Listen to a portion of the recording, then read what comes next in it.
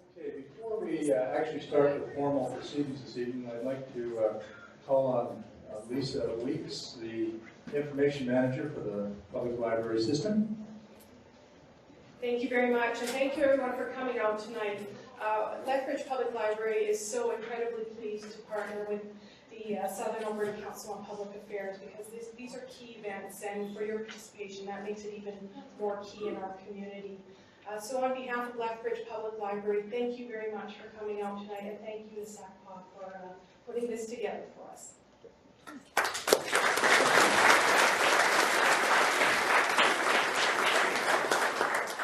Okay, well, welcome to you all. It's a great privilege for us to be here tonight, every one of us in a democracy, that we are able to assemble here in freedom and be able to hear the folks who've decided to put their name forward to represent us, and I want to commend each of them for doing that. It takes a lot of courage, I think, to do that, and so I commend them for that.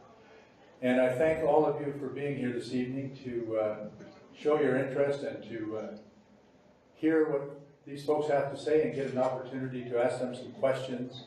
And that's what democracy is all about, and that's what the Southern Alberta Council on Public Affairs tries to promote in our programs throughout the year.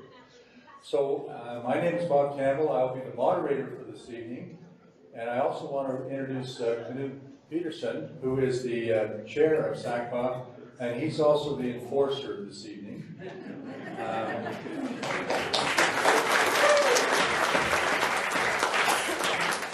Never tangle with a name. He is the timekeeper, and that's why I said those points, because we have to run a pretty tight schedule here to make sure that we accommodate the library and so on. So with that, I'm just going to review very quickly the rules that are going to happen tonight, and then we're going to get started. The candidates will be introducing themselves, and they really don't need any introduction, but that'll come in a minute. So each candidate has rebuttal cards. They are invited to make a 2-minute introductory statement listing the main policy issues identified by their party and explaining their differences, their approach, and those of the main opposition. The order of speaking is based on alphabetical order based on their surname. After they give their introductory comments, we then have a series of questions that we, SACPA, are asking them to get started. And those questions will be drawn out of a hat. I will read the question, and so they have to speak off the cuff on these. They don't know which question they're going to get yet. And then we go through that process. After that, there will be a debate amongst the candidates on some of the key issues. We'll fire some questions at them, and then they get to go at it on those particular questions. We'll then have a 10-minute break, followed by the audience asking questions. So with that, that is our format for this evening. So based on that, and I'm going to be sitting for part of this. I don't want to tell personal things, but this is something new in my life, and I'm still getting used to it. I had a hip replacement, so I have to sit part of the time. So with that, we'll ask our first speaker, who will be Ron Main. Good evening, everybody, and it is indeed a pleasure to be here tonight. I'm going to start off by just saying, I remember as a child, in school we had to do some memorization, and poetry was one of those things. So there's a few lines from Robert Frost, and it went something like this. 2 roads diverged in a yellow wood, and sorry I could not travel both, and be one traveler, long I stood. Of course, this poem goes on for a little while, but I've only got 2 minutes or thereabouts. But you have 2 weeks to listen to 4 parties, and then choose one of the 4 paths that each one of us are going to be offering you. So you'll have 4 options. We need a return to open and honest government, a return to sensibility, and to make sure that we are listening to you. You have that basic right. We need to stop ridiculous severance payments, corporate subsidies, sweetheart deals for party supporters. On May the 5th, we have to say, enough is enough. So what path will you, the voters, send us on? Will it be back on the PC path that for over 40 years it's in serious need of some serious repairs? Can we trust that road to get us back to sound financial principles? Can we trust a PC government to act responsibly, or does their sense of entitlement run too deep down their own path? Will it be the NDP path, taking us to the promised land of milk and honey? Many people I have talked to have real fears of that. They've lived in the land of milk and honey, and they don't want to see it happen in this province. Perhaps it will be a liberal path. That path is quite overgrown and sometimes hard to find.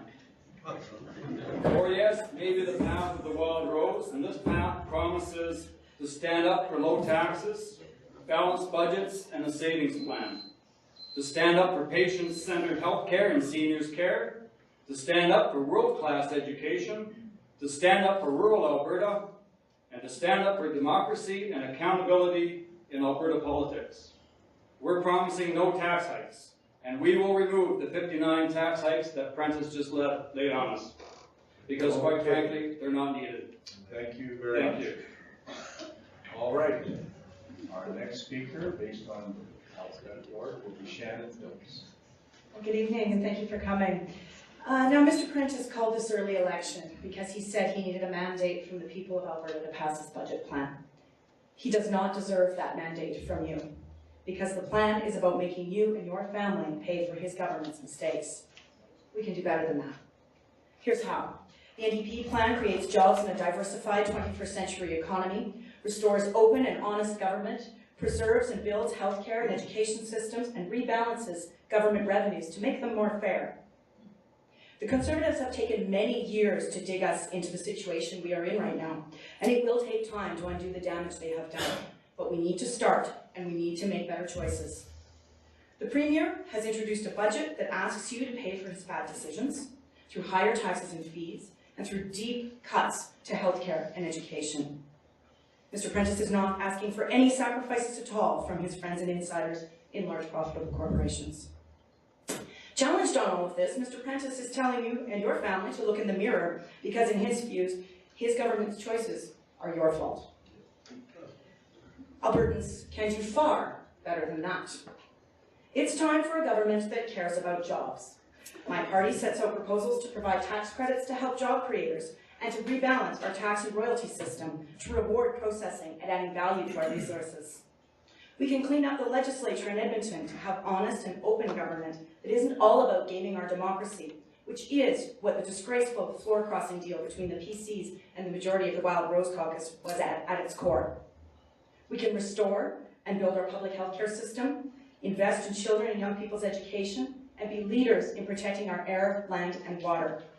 But we can only do all of those things if we also set aside the PCs and Wild Rose's worst policies, and by setting the right priorities and making the right choices. So it is time for a change in Alberta, and it is time for a strong, fresh voice in Lethbridge-West. Thank you.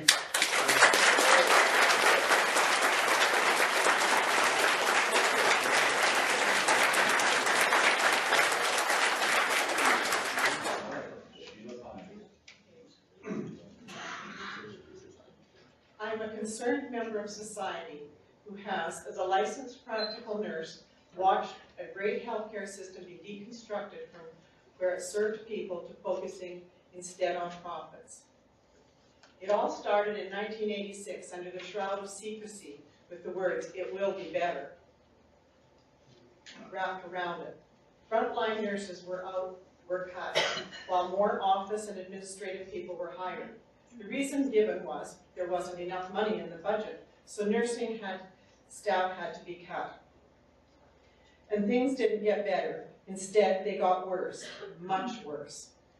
As a teacher, I am now witnessing the same attempts at deconstruction with similar strategies happening to our education system. Cutting frontline support staff without regard for the students being served. The cutting of budget money to education at the expense of our children while not holding big corporations accountable is not acceptable. I cannot stand quietly by and watch what happened to healthcare happen in education or to any sector of our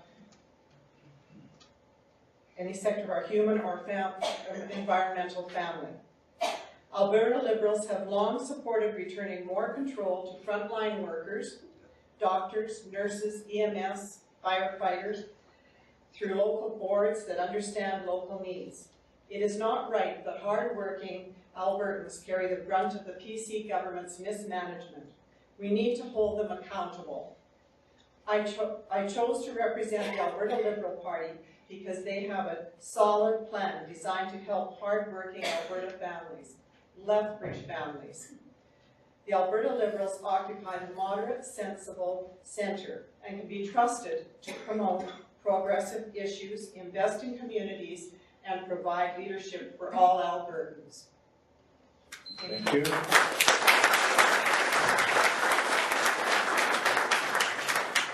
Greg Weedick. Thank you, Bob, and it's sure a pleasure to be here tonight, and I'd like to thank everybody for coming out. It has been an incredible pleasure to serve the citizens of Lethbridge for the last 7 years in Edmonton. It's been a very interesting time in Alberta politics, but it has been an incredible opportunity to carry your concerns and issues forward to Edmonton and ensure that we are heard when decisions are being made. And I've seen that happen time and time again as we move forward. We see many things happening in our community that are the direct coming out of those discussions. For example, we have the construction at the regional hospital, $130 million upgrade, gate procedures has been redone, a larger emergency room to handle a larger population is incredibly important to this region. We see that the Trades and Technology building is well underway at the college, which is going to train our young people and provide apprentices and train technicians for all of the various fields that are out there right now. Critically important stuff that we have to have done. The destination project at the University of Lethbridge that will be going ahead in the next 3 years, incredibly important. I believe that we need to build for the future. We need to create the spaces for our young people to learn. We need to be on top of that. I believe it's important that as your representative, we listen to you, we take those ideas forward, and we ensure that everything that happens in Edmonton happens because they know what's important to people in Lethbridge. The plan that we put forward is a balanced plan. You'll hear plans from one side that say, cut everything, we can do with less. You'll hear plans from the other side that say, don't worry about it, just keep spending money, it'll come from somewhere. What you see is a 10-year plan that will take us out of deficit, that will put us back in the black, that will start putting money into the Heritage Savings Trust Fund, doubling it over the next 10 years, weaning us off of oil and gas, and at the same time protecting the services that you desperately need. Protecting the services like ACE and those other things that the citizens of Alberta need, and I will continue to support those. This is a balanced plan, and I would ask that you support it. Thank you. Thank you, Greg.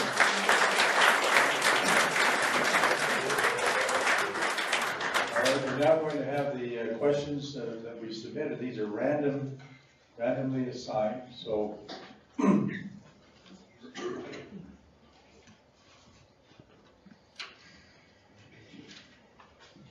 what number? Number 8. Okay. So here's the question. Healthcare continues to be a hot button issue in this province, with the public asking why a $19 billion system doesn't function more efficiently or produce better results. Lengthy ER wait times are still the norm, despite promises to the contrary by Alberta Health Services and by the government. Seniors often face serious wait time for long-term care facilities and supported living accommodations, many of which are already privately owned and operated. Where do you, your party stand on the plans, Alberta Health Services, long-term care, continuing care, and privatization? Thank you for the question. First of all, Wild Rose respects the Canada Health Act. We think that is the foundation of our health system and should be treasured and protected.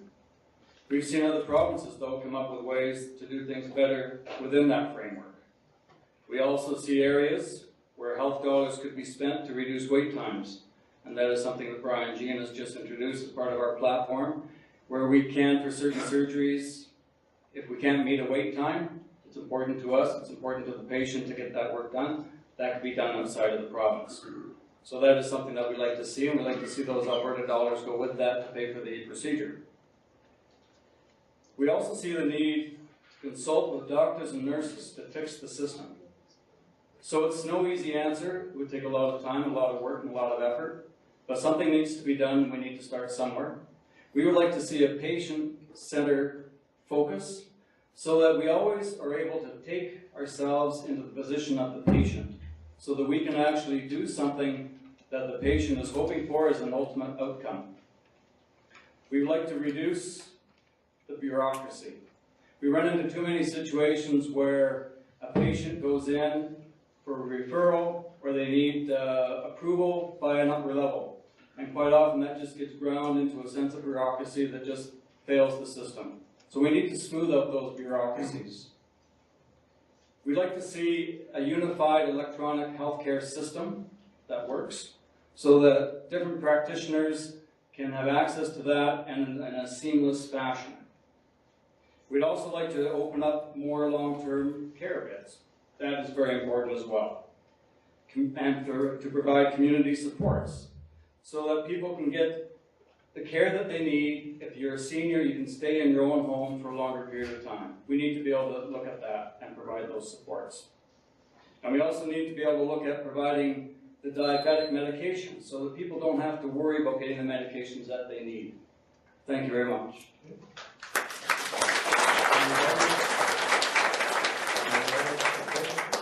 Next question.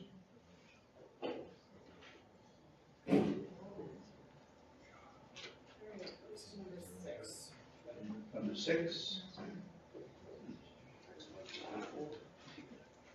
Does Alberta have a revenue or a spending problem, or both? What are the options in terms of protecting the most vulnerable and taxing the rich? Cuts across the board or selectivity? And or implementing tax increases, including a sales tax and a health care premium? Where did you and your party stand on deficits, spending, and taxation? Please elaborate. Sure. Am I on now? There we are. All right. Yes, you know, in any election process, it is helpful to be able to pay for one's promises, and that is why our fiscal plan rebalances government revenues so that, in Mr. Prentice's words, we can all pay our fair share.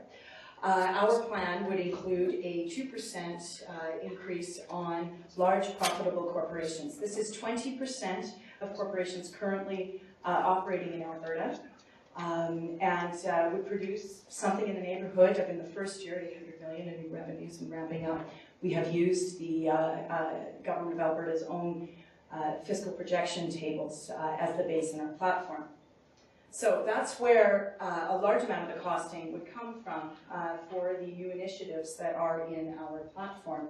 We do not support a PST. And the reason for that is that we hear every day from lower income people that it would punish lower income people. We would also support rolling back or not moving forward with the proposed so-called healthcare levy, which is neither. It is simply a new tax. It is not going directly towards healthcare, and it is not a levy. It is just that the PCs would prefer you not to notice that they're charging you a new tax.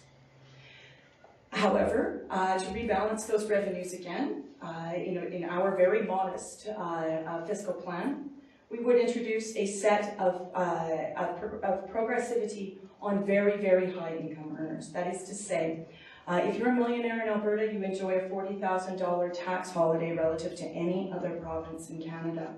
We would rebalance that 2 points on taxable income between 125 and 150. 3 points on taxable income over 150 to 2,000, and 4 points on taxable income over 200,000. So it would be a very modest increase. We would still have the lowest personal income taxes in Canada.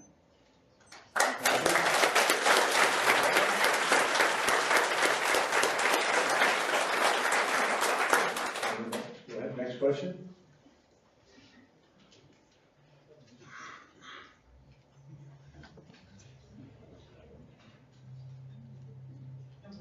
Number 4.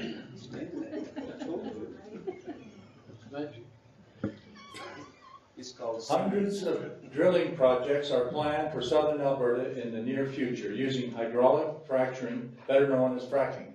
Other jurisdictions in Canada and around the world have said no to fracking, a process that per well drilled requires the injection of millions of liters of clean water mixed with toxic chemicals, which later needs to be disposed of with the potential that some leaching may occur into aquifers and waterways. Much of the planned fracking may take place in close proximity and possibly within city limits, such as the case with the Golden Keys proposal last year, to water supplies affecting nearly all of southern Alberta, including the city of Lethbridge and surrounding irrigation districts. Where do you and your party stand on the dangers associated with fracking, and should municipalities, towns, cities have the same say regarding these from the Alberta Energy Regulator that can issue drilling permits? It is reasonable to have wells no closer than approximately 3 miles away from a city or a town, as is stated by a knowledgeable oil industry official. Cities and towns should definitely have control in urban oil well digging decisions. And we don't want to kill jobs, but our focus must be on passive and renewables, creating more passive resources that don't require oil. Freshwater usage for fracking or deep well injections need to be phased out with more intense, rigorous research done into recycling and reuse of the water that comes up with the oil. And the oil industry has been working on being able to reuse the water that comes up with they've been doing a lot of research, Halliburton, Schlumberger, and some of those big companies, into reusing the water as it is now and taking out the sand. And they're wanting companies to come in and be on site to help do the recycling right there, so it's not so costly. Looking for renewable alternatives through research is more important. Alberta Liberals will ensure independent environmental monitoring and stiffer penalties for rule breakers.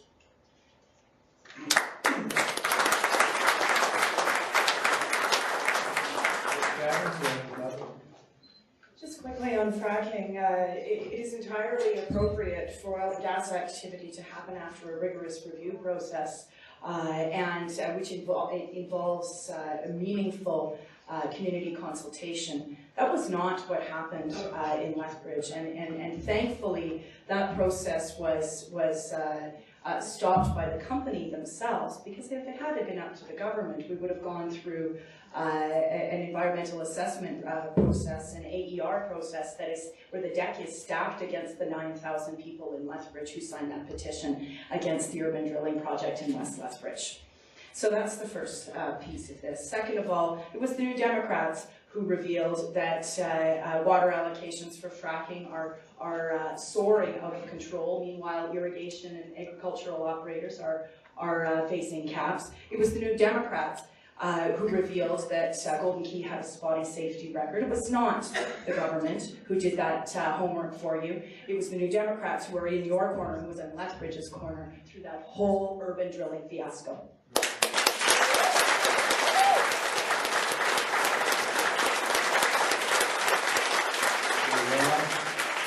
I agree with Shannon on many of those points. Wild Rose was also very active in that situation as well. I was out petitioning many nights to get as many signatures as I could. I attended all the meetings. And really, the Conservatives were ghosts. The AER needs to have some serious controls. They need to be addressed on this particular issue. They've been working on a policy now for years. And yet there's 11 assistant ministers to the energy minister. You'd think that with that many people, they would have some time to get the policy hammered out so we don't have to go through this process again. The Wild Rose is very strongly in support of municipalities having control over their own jurisdictions. Fracking is no way, in any shape, way, or form part of that policy. It shouldn't be part of municipalities. We shouldn't be having to deal with this situation, and I fully agree with Shannon. The use of water for that purpose is outrageous.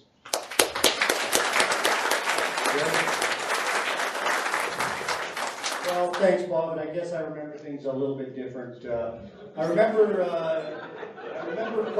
quite well in the fall when fracking came up, attending down in Galt Gardens at the first rally that was held. And I'll tell you what, I was there and Bridget was there, and we stood at the front, and there was no other politicians there. There were no members of any other political party there. Nobody made a comment whether they supported it or not. It was a few months later that any of the parties came out and said anything. And Bridget and I stood on that stage that afternoon and said that we stood in opposition to urban drilling in this community.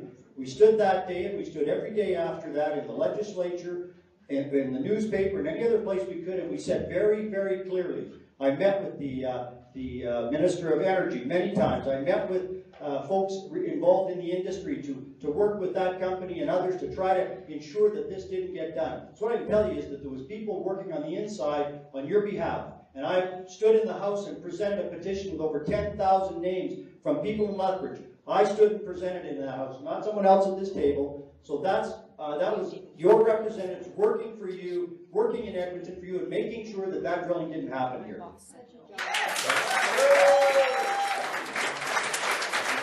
Okay, next question.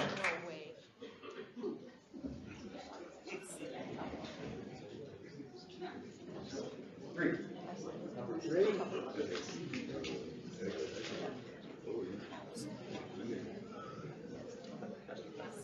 Alberta subsidizes oil and gas companies to the tune of several $billion each year. These subsidies come in the form of royalty and tax breaks, loan guarantees, and paying for infrastructure that supports the industry. Renewable energy projects also receive some support, but could likely flourish given more consideration. Alberta collects what some will call colonial-style royalty rates for many of its resources. Since Peter Lougheed left office in 1986, royalty rates have dropped from approximately 35% to around 15% today, missing out on countless billions of dollars in revenue. Alberta is also very likely exporting many good jobs by shipping raw bitumen in pipelines to the US and Asia at a big discount. Refining it here in Alberta and in Canada and supplying our domestic market first could arguably be a wise long-term investment. Where do you and your party stand on subsidies, renewables, pipelines, and refining of oil? Well, thank you, Bob, and that is a good question. Hard to answer in the time frame allotted, but what I would like to say is I fundamentally disagree with the premise that the Alberta government subsidizes oil companies and royalty rates and royalty tax rates. The oil companies lease land from us, and some years up to $2 billion they spend just for the privilege of leasing it for a period of time so that they can try to get approval to look for oil or gas on that property. Then if they are successful in drilling, they pay us a royalty on every gallon of gas or oil that comes out of the ground on that site for as long as it's done to the benefit of all Albertans. And the idea around seeing refining happen here, we are seeing some upgrading done in this province, but we simply are developing the product faster than we can developing refining capacity because there's unused refining capacity in other areas. But one of the big benefits is the Energy East pipeline, which we've been talking about and is moving forward rather quickly, would actually move Alberta oil to eastern refineries in Ontario, Quebec, and New Brunswick, so that it would be refined in Canada instead of them buying oil and gas from Venezuela, Nigeria, bringing it in by ship and refining it, and every car in eastern Canada running on oil that doesn't even come from Canada. So we are working very hard to ensure that Canadians have access to Canadian oil and that we are getting a fair price for the oil and gas that come out of the ground. Having said that, there is always an opportunity to look at how royalties and taxes work. I think that goes on an ongoing basis, and I'm not afraid to look at how royalties in the long term should be done. The royalties of today are not exactly the same as they were, but I can tell you the top royalty paid is 40%, not 15%. We're on a sliding scale, and as the price goes up, the companies pay higher royalties, up to 40%, but as the price goes down, they pay less so they keep the infrastructure running and keep jobs in this province. Thank you. Shannon and then Ron. First of all, the Energy East pipeline is a bitumen superhighway to the eastern coast. None of the refineries off the east coast or the Valero or Laval refineries in Montreal are equipped with cokers, therefore they cannot run bitumen. That it is a way to sell bitumen off the east coast, plain and simple, if you read the filings before the National Energy Board, as I have. Now, so the import substitution claim is incorrect. Second of all, it is good that Mr. Weddick wants to look at a review of royalties because his premier does not. He has rejected out of hand any kind of review of our royalty system. And in fact, that sliding scale system is what has put us in the muck right now. We're in the rhubarb because the sliding scale disadvantages us so much. Now, the premier has rejected even looking at the royalty system to see if we're getting our fair share. He supported it in 2007 when we did our last review, but he has now rejected it.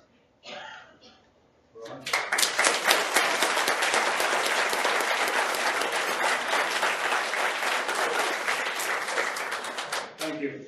I just have a couple of comments, and I guess, when you look at the PC party that's been in power for 44 years, and now they're just starting to think, hey, this might be not a bad idea. 44 years, and they want us to give them another 10-year plan. So half a century to try and get it right. It just boggles my mind. And speaking of boondoggles, how about the Northwest Upgrade Facility that's been mothballed and sitting in silence for all this time at our expense? And why do we continue to pay these grants and subsidies to these big corporations? It just doesn't make sense. It's time for change.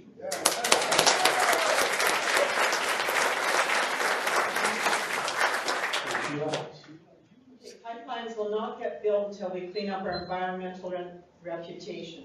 Enbridge and Keystone XL pipeline debates have taught us that. Pipelines are much safer than trucking or rail transportation.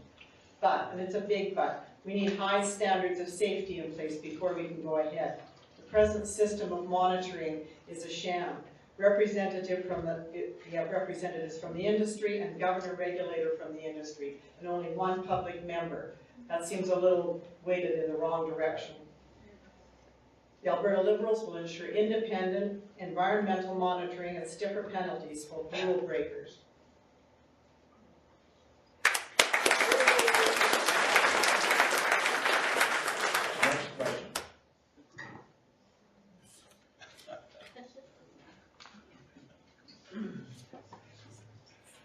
Number 7.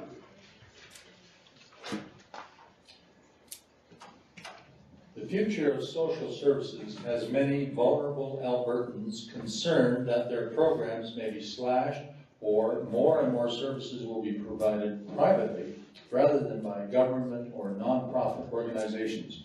Where do you and your party stand on privatization in the context of social services in Alberta? Okay, privatization. What we would like to see happen is implementing a 5-year funding agreement to community agencies in all areas of continuing care, disability supports, and children's services. We'd also like to index and increase the funding for family community support services to the rate of inflation. We recognize that nonprofits do a wonderful job within our community, stretching their dollars and ultimately saving the government a ton of money. And I'll just say a little story here. I had the great opportunity the other day to meet with Gail from 5th on 5th. And I went over her program and the struggles that she has keeping that program alive and the great work that they do with our young people within our city. And they need all the support they can get. She said to me, $500,000 would make a world of difference to them. $500,000. That's nothing compared to what the PC government is wasting on golf courses and perks to their buddies, their outrageous expense accounts, not to mention the salaries. So $500,000 can go an awful long way. $10 to $15 million would solve the problem for the whole province with agencies like hers. We have to get our spending priorities in order, and I like what we plan on doing for the community ourselves and making sure that the dollars are there for them.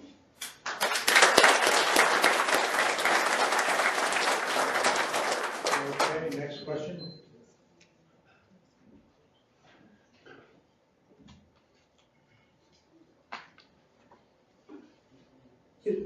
Number 2.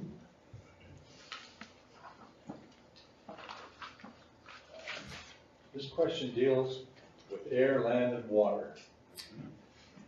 Alberta has arguably allowed the ramping up of oil sands and resource development faster than environmental concerns have been met, re its impact on air, land, and water. A March 25th, 2015 announcement has revealed that the air monitoring part of Alberta's Environmental Monitoring, Evaluation, and Reporting Agency, that which was established amid much fanfare in 2012 and funded by industry, has been disabled due to funding shortfalls. Critics are also questioning the independence of the Alberta Environment Monitoring and Evaluation Reporting Agency and why the mandate appears to cover only the oil sands project. Water quality, volume, and allocations being controlled by the Alberta Energy Regulator provincially are another concern facing Albertans, especially here in southern Alberta, where we have limited water supplies, yet water for fracking and clear-cutting of forests in our watersheds are allowed to be the norm. Where do you, your party stand on the scenario that air, land, and water is being monitored by an agency funded directly by industry? And are you comfortable with the Alberta Energy Regulator controlling water? Well, first of all, it is entirely inappropriate that the fox guard the hen house. It always has been. So that's it is entirely inappropriate that we are investing hundreds of millions in carbon capture and storage, which is unproven and not evidence-based use of our money. That money should be put into reducing greenhouse gas emissions, wind and solar, and industrial cogeneration in the oil sands, all of which would improve the environment and our own human health. We would, of course, ban urban drilling, the Alberta's NDP has said, and our friends in government have not been clear on that. We would also protect the Castle Wilderness area, which, with its highest level of protection, and not just because it is a place where the people of Lethbridge go to enjoy recreation in the outdoors, but also because it's the right thing to do for our economy and our access to water and the growth of our value-added agricultural industries. You will not hear that kind of advocacy coming out of the BC government. Finally, we will strengthen environmental standards, inspections, monitoring, and enforcement, and we'll build standards based on independent science and international best practices. And that would be designed transparently in careful consultation with Albertans. The way that we have moved things to the single window regulator is a disgrace. It is part of our national shame. It is part of why we can't have access to markets for our bitumen exports, although I would argue that those are it is in any case inappropriate to be shipping all those good jobs down the pipeline to Texas. However, that's been the State Department's ask of us as Albertans and as Canadians, which is careful monitoring of the oil sands and an appropriate approach to greenhouse gas emissions. The State Department has not received that from us, and we haven't got our precious pipeline result.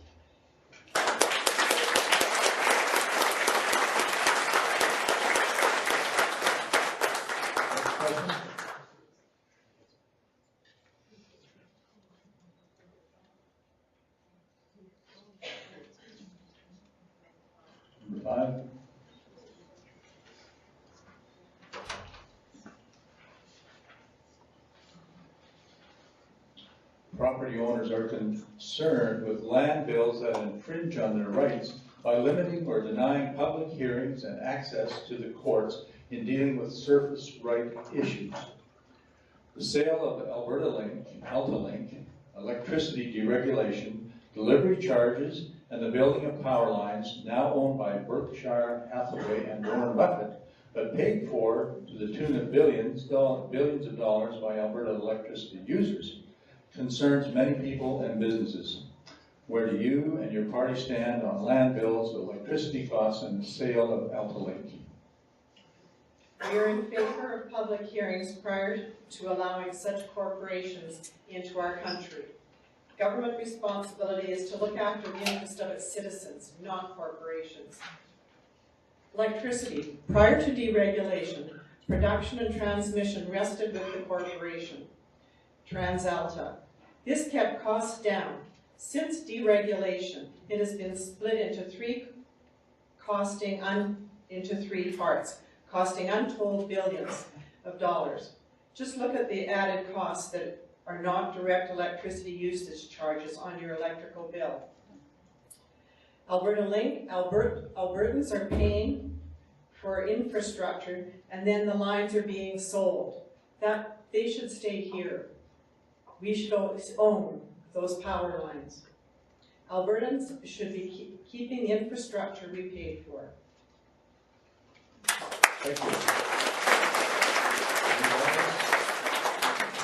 Next question.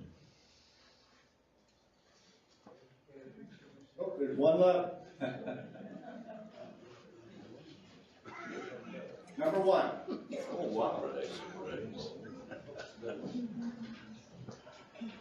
Building new schools and education facilities are obviously necessary in a growing Alberta economy, and many existing facilities also need expensive upgrading besides regular maintenance.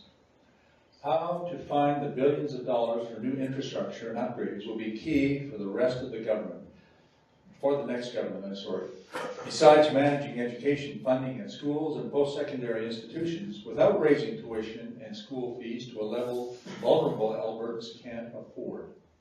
Where do you and your party stand on the funding of education, and what about tuition fees and school fees? Well, thank you, and that is an excellent question. I'll talk just for a moment about the capital piece, and then we can move into the costs and operations. We're very fortunate in Lethbridge-West to be getting 3 new schools that have already been planned, and the funding is in place, and the schools are in some processes of designing and getting ready for those schools, and we desperately need them. Another middle school on the west side, GS Lakey, I visited regularly and speak to the classes. It's bulging at the seams, and there's more kids waiting to get in. All of our schools in the west are extremely busy. We have 3 new schools, 2 elementary and a middle school, but also the destination project at the U of L is going to be critically important to those kids as they come up, because I know when I went to the university and graduated there, I was using the same labs that the kids are using today, and it's time for that new facility to start to create opportunities where research and community can work together, and we can get those things happening at the destination project. From a cost perspective, accessibility, affordability, and quality are what I believe in, what the students believe in, what the management of the university believe in, and it's a really interesting balance because you can't afford to give up any one of them. If you push too hard on affordability, you can start to lose the quality of your programming, which ultimately impacts the ability of our young people to get the work that they need. So you want to make sure that all of your programs are of the highest quality that you could possibly have. But they need to be accessible and affordable to those young people as well. And whether it's through grants, bursaries, or loans that may be available, we need to make sure that it is affordable, that the students can get the funding that they need. Tuition is one part of funding. There's living expenses and others. We need to continue to work with our students and our schools and make sure that tuition is affordable. And that's why I've always supported the tuition cap that's in place. And I've always worked against the workarounds that schools are doing to try to bypass those tuition caps. Thank you. Thank you. Okay. Oh, sorry, I didn't see that. Okay. Okay. The Alberta Liberal Fair Trade Plan will quickly return us to a balanced budget where funding of education is possible and tuitions and fees will either be eliminated or reduced. And we can do this by progressive personal income tax, where it makes it lucrative for businesses to reinvest in their businesses, thereby lowering their tax rate as they grow, creating more jobs. And we can corporate tax adjustments and small business tax elimination. We can save and create enough money by just charging the our corporate businesses a 2% tax. That's not too much to ask of them. And Alberta Liberals will eliminate the taxes paid by small businesses earning under $500,000 and increase government revenue through the 2% adjustment tax, and also through corporate tax collection.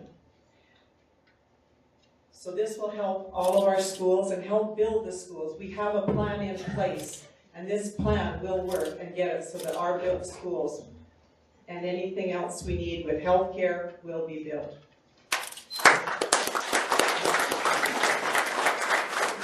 No more rebuttal? Okay. All right. Now's the time when we're going to start asking some questions of them, and it's whoever wants to respond or start, and people can then intervene, and so they're going to have a conversation. We hope it's an animated conversation. We'll see how it goes. All right, so there's been a lot of discussion, and we've covered a wide range of topics already, but we can certainly drill down a lot more on some, pardon me, on we can drill down on some of those issues and get more information. But let's see where people stand right now on the Alberta economy and the creation of jobs. Who'd like to take a run at that one? Okay, I'll start off. The creation of jobs and the opportunities that lie within are there waiting for us to seize the moment. Whether it's in the new technology, renewable resources, we need to do a lot better job at the schooling level, where we can get kids involved in the trades if that's where their interests lie, to make it easier for them to fill those jobs. We've got such a high demand for jobs, and yet it's a shame because we have to rely on temporary foreign workers to come in, or we have to go without. We need to be able to fill those jobs, create jobs through non-renewable energy resources and schemes and plans, to fill the jobs, to create the jobs, to get the economy going.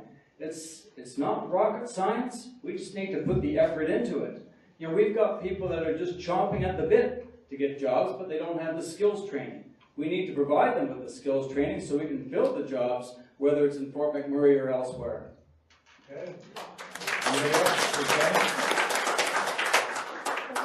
We put jobs at the center of the agenda because we've lost over 14,000 jobs in the month of February alone, our province did. And, you know, there was absolutely nothing in the budget on the creation of jobs, Mr. Prentice's budget. In fact, he just predicts more job losses over the rest of the year. Page 64 of the budget document says employment is expected to fall further for the remainder of the year. And the response in the Prentice budget is simply nothing. So, what do we need? Well, we need a targeted tax credit plan that will cover 10% of the salary of new jobs to a maximum salary of $50,000. It's a fully costed plan. It will create new jobs. It will require an investment of $89 million this year, which is roughly equivalent to a couple of the other cuts or adjustments we would make. Businesses will be able to claim the job creation tax credit for up to 100 new jobs, which would provide direct incentives for business to hire more employees. And it is modeled on President Obama's similar plans, which have had a stimulative effect in the U.S. economy. So, you know, these are very modest plans. I think Albertans are looking for something in the budget that recognizes that we are headed into fairly dark economic times if we don't have leadership on the jobs issue. And for young people, Rachel Notley just announced today or yesterday the reinstatement of the STEP program. Very, very modest amount of money. Mind-bogglingly modest at $10 million that would fund 3,000 positions for young people. Those are important stepping stones for people into nonprofits. They're an important assistance to the nonprofit sector and the charitable sector and others. And there are important ways for young people to gain the skills they need, in particular in jobs where it's difficult to find that kind of experience. We would restore that because it's important to be able to give some kind of opportunity to young people, particularly as this economy is now shedding thousands of jobs due to the drop in oil prices.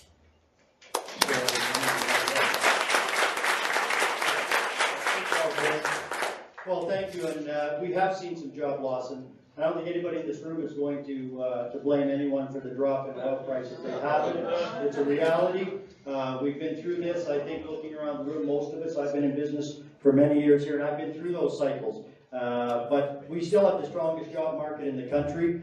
We have just over 5% unemployment, which is incredibly low and close to full employment.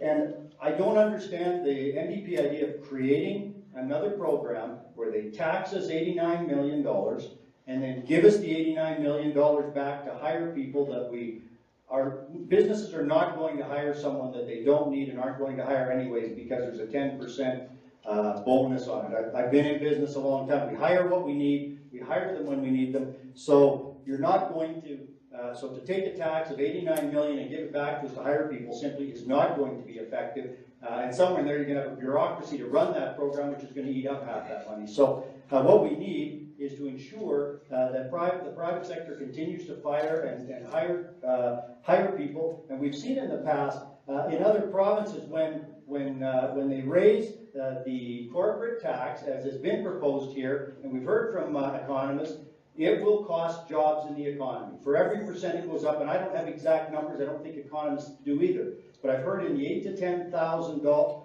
job range to raise the 1% on the corporate tax. Well, I hear proposals of 2% increases, which is another 20,000 jobs lost. Then we're going to put a program in place to give people money back to rehire those same folks. I don't think we need that kind of intervention. Ron and Chad.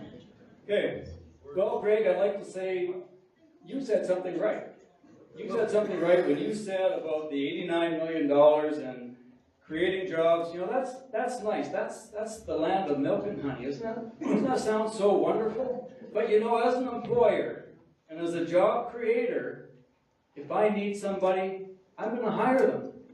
Just like Greg said, because that's what we need. We don't need somebody to entice us to hire somebody because we've got a plan, we've got a program that will help us a little bit. No, if we need somebody, we hire somebody.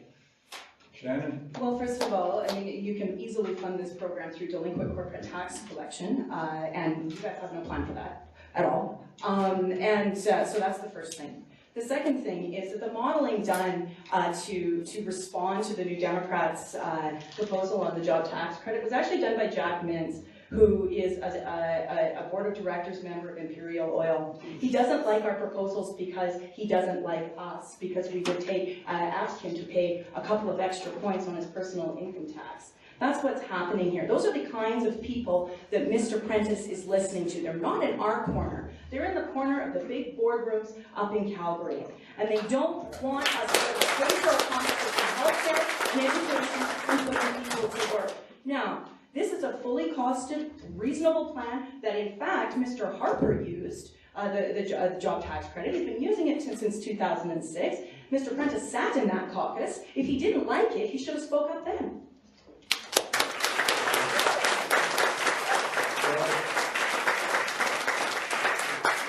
With the progressive tax, where businesses can put their money back in and build their business, that's going to create jobs for everybody, and it's a win-win. Okay, so we keep that one together, okay? The next one, and we might be here a long time on this one, healthcare. Let's just start healthcare. How are you going to fix healthcare? Nobody going to fix healthcare? Okay, Greg. Well, you know, I sit in my office, and one of the biggest things I deal with is healthcare issues as people come through my door. And clearly, we have an amazingly good healthcare system once you're in it. And I hear people every day coming to my office and saying, I was treated extremely well, my spouse was treated well, but the wait time or the getting into the system was the challenge for me. And so what we see, and when I've been out knocking on doors, I'm amazed at the number of people I talk to that are waiting for a hip replacement or a knee replacement and waiting for other procedures. And we talk at the door about how long that's taking. And I firmly believe that people are waiting too long for those kinds of special treatments, for those kinds of specialized operations. We need to streamline that. We need to make sure we can do it. But the system itself is working incredibly well. And I've used it in our family personally, and I have many people in this room that have. And I have very, very few people walk in my office and say, we have a crappy healthcare system. But I do have people walk in and say, I have to sit in the emergency room with my sick child for 6 hours or 7 hours waiting to see a doctor. That's not appropriate. We need to continue to get better at that. We need to look at ways to triage so we can move people into different streams so the less critical people can be dealt with quickly in one stream while those people coming in an ambulance and other things can be dealt with through the emergency stream. They're doing that in some of the hospitals and getting very positive results from that. But I agree that we need to reduce those wait times. But the system itself, the men and women working in that system, the physicians and nurses are incredibly good, incredibly talented, and most of the stories I hear are very positive. Anyone else want to comment? Oh, sure, why not? I agree, Greg. You know, we've got a good healthcare system to a degree once you get into the system. That's the problem. You can't get into the system quickly enough. And so when we look at fixing the healthcare system, obviously you have to protect those frontline workers. You have to protect them. But at the same time as you're trying to protect those vital frontline workers, how is it that you're giving away ridiculous severance payments to people at the upper level? I personally know one person who had a gold mine. She left Alberta Healthcare Services with a huge severance check, turned around and got a sole source contract in excess of $300,000. You get it here and you get it here. And at the same time as we're doing all of this, now, of course, Prentice says, I'm sorry, anybody who is a diabetic, you're on your own.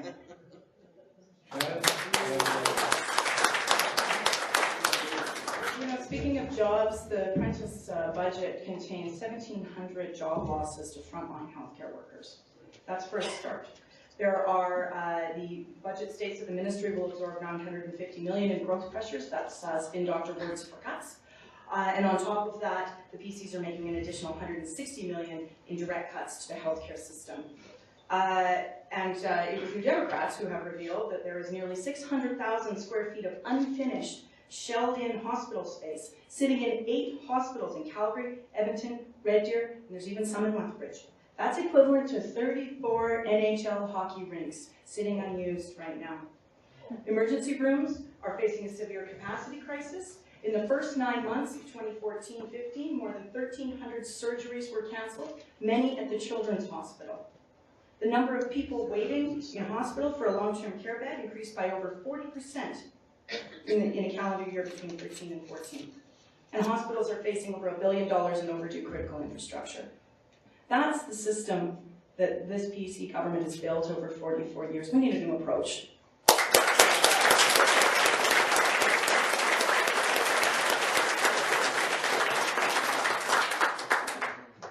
We've outlined how we would pay and get our healthcare system back on track.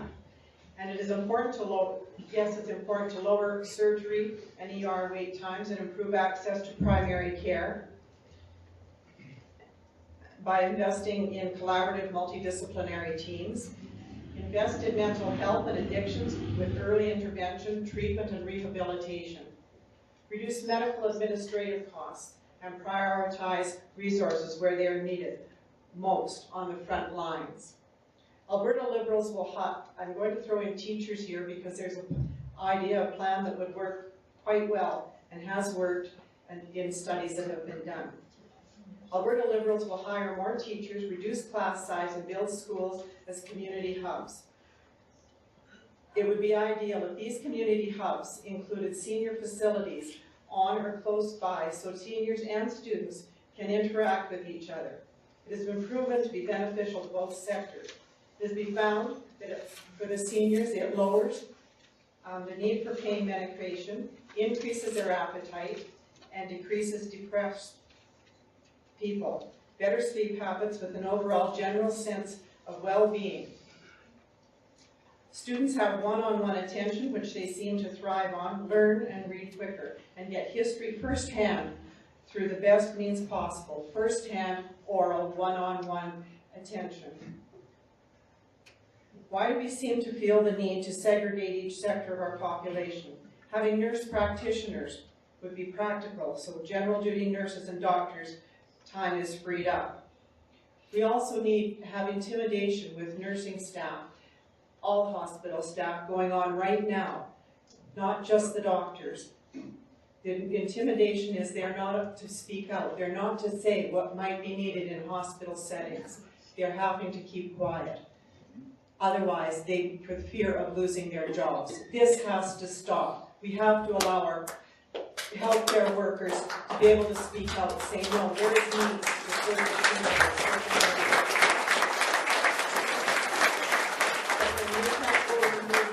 take responsibility and go and get help where it's needed after they've gone through all the steps in the hospital setting, the administrator, their supervisors, and nobody's acting on it because of fear of loss of jobs. That's just plain wrong.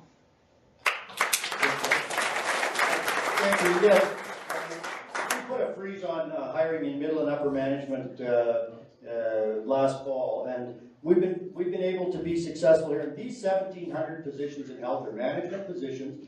Most of them will be done through attrition and retirement. These are not frontline positions. We've been very clear that we want to keep our frontline workers, and in fact, we're growing our frontline in many areas of health. So these are middle and upper management positions that we deemed that we didn't need and that could be declared as vacant.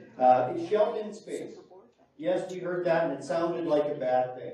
Well, I'm going to tell you, you don't build a hospital every day. So when you build a hospital, you better build it for the future. You better build it big enough to allow some growth, or you're never going to have facilities that will meet the need. You build for 30, 40, 50-year horizons. You build a building that can be opened as the need arises. You do it in your business. When we built City Hall, we built it for a 30-year horizon. You're not going to build a City Hall that will be full the day you open it. You build a building that has room to grow with your community, that allows you to add other programming. So we have excess space, even in the new building at the hospital here. There's enough space to increase our emergency room, to increase our neonatal intensive care. But there's also some floor space where we can add extra beds into the future as the population grows and they become needed. This is proper planning for building construction. Okay, Ron and then Shannon, and then. Okay, wow, here we go. So we plan for the future. We've got all these people that we have to say, sorry, it's the end of the day for you. And that just gets added into the $60 million worth of severance payments over the last 3 years. Now, the PCs think it's good to plan ahead. So what do? They buy a warehouse full of computers and they let them sit in the warehouse for years. And then they kind of lose track of them because, well, where did they come from? Oh my goodness, what are we going to do with them? Oh, they're outdated. Too bad. Shannon? The Freedom of Information documents that we obtained on the Chinook Regional Hospital redevelopment indicated that the government was told and knew that they needed the shelved-in space that is currently in the hospital, and they would need it by 2014. It was simply shelved in and walked away from. They were told that in 2009. They were told it in 2010. They did not build those spaces, even though we needed them and our community needs them now. That's the long story.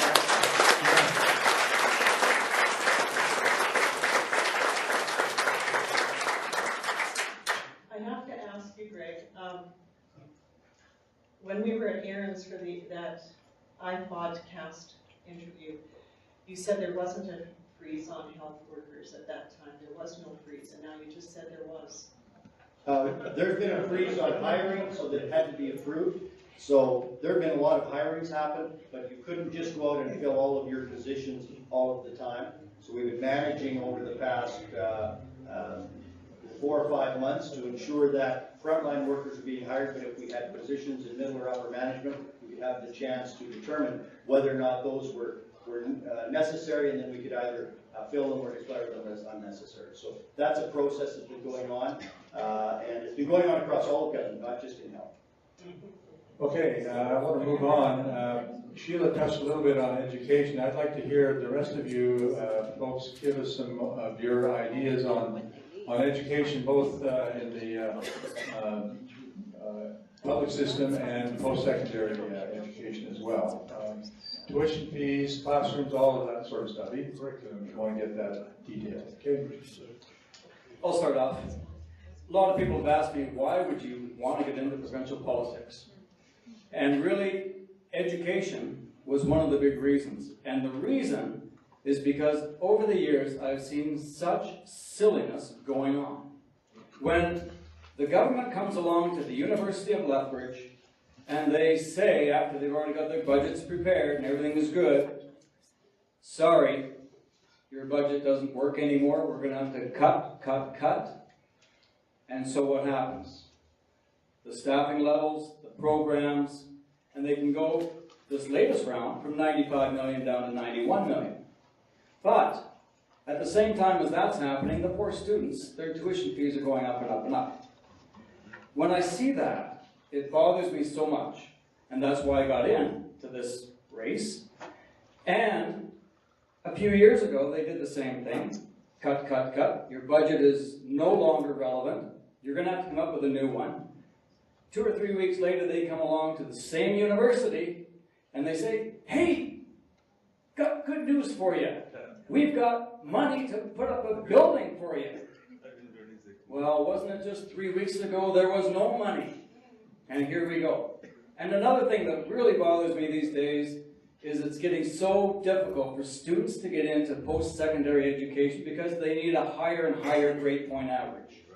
And there are a lot of students out there that may not work as hard or that may not as careful with their GPAs in high school, but you put them into a post-secondary education facility or a skills training, they could excel and rise to their full potential. But in the meantime, with careless cuts like we're doing and not paying education the respect that we need to, we're limiting those wonderful students of tomorrow from getting a chance.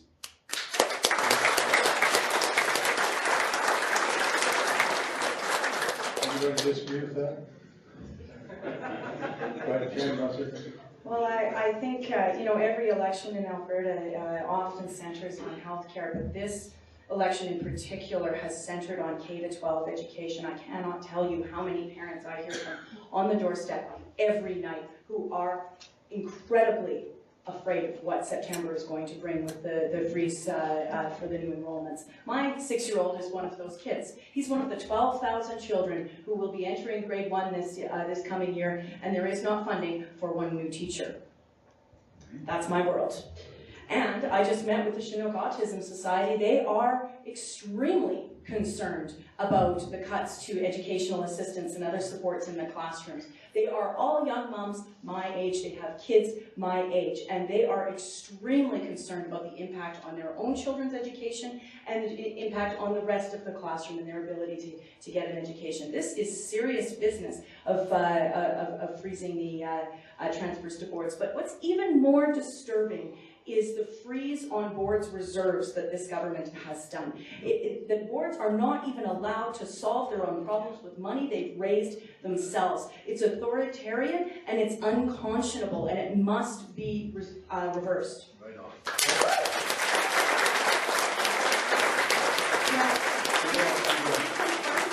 These initiatives through a modest increase to the corporate tax rate if we all pay our fair share. Now, you can listen to the made-up numbers coming from people with vested interests who don't want to pay a little extra, or you can have appropriate classroom supports for every child in this province. That's the choice before you.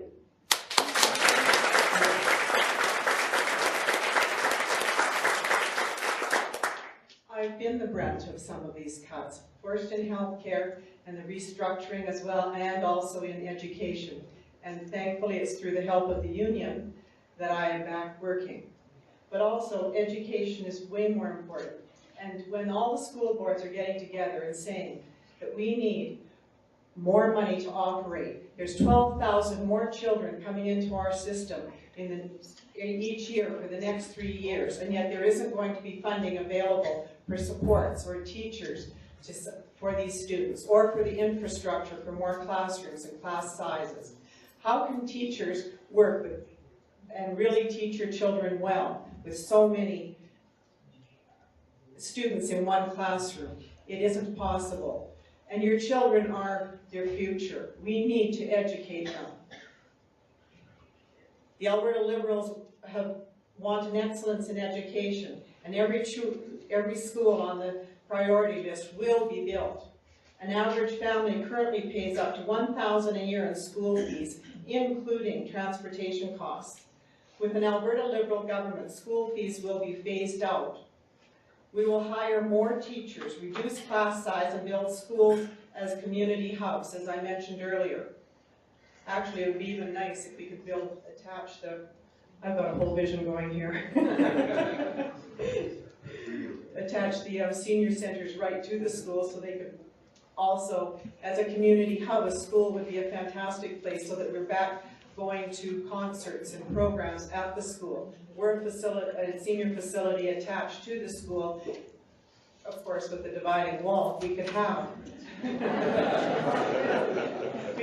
the seniors recreation, being part, going to whatever concerts or programs are being offered as a gym. It's going to help and act as classroom assistants, helping out in the classrooms where needed, and students could go and help the seniors feel more viable and alive and be younger. Post-secondary investment will reduce tuition fees. We will ensure program choice in our post-secondary institutions and ease students' debt by providing more grants and bursaries, as again outlined in the beginning that we had on with our progressive tax income, corporate tax adjustment, and that I mentioned earlier. Very good. So you take notes, right? And this is one area where I think we probably all agree. And I've been out on the doorsteps as well, and I've talked to a number of parents and who are far concerned, especially parents with special needs children. I spent probably 15 minutes on the doorstep with a couple last night who have an FASD child that does need supports in the classroom, and they're concerned for that. And so I agree with those parents, and I think again this comes back to our role as MLA.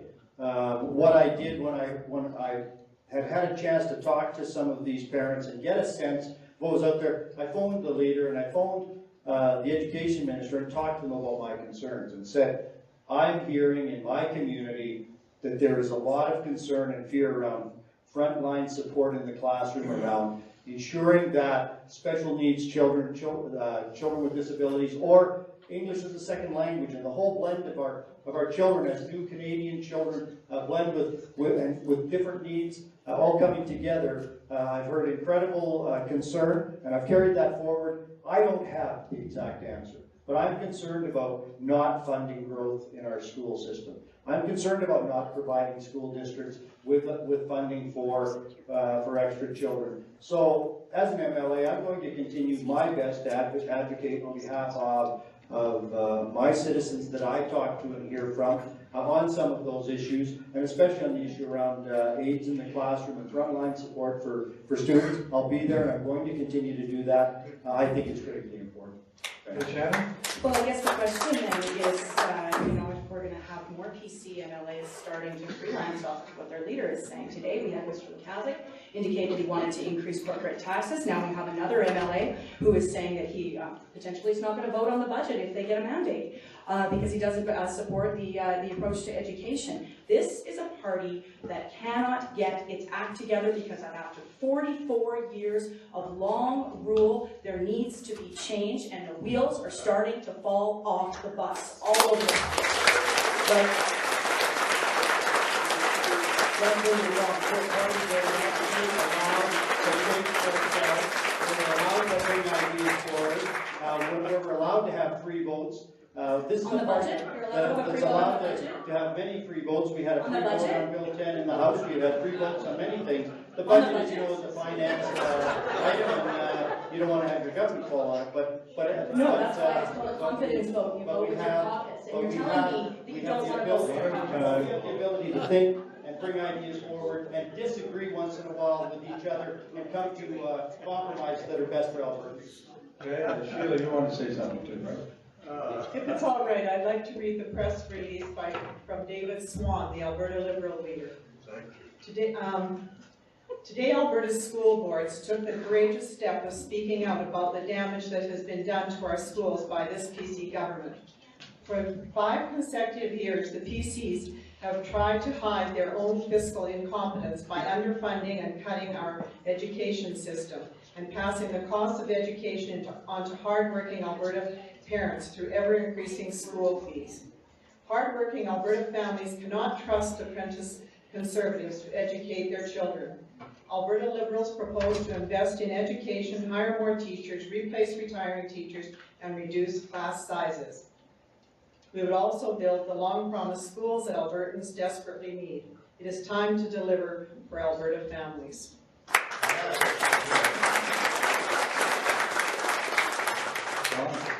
Sure, just a quick comment. Greg informed us that, the labs at the university are still the same as when he graduated. With a government that's been in place for 44 years, you don't think they might have noticed that? You don't think that they might have said, hey, we need to do some work here?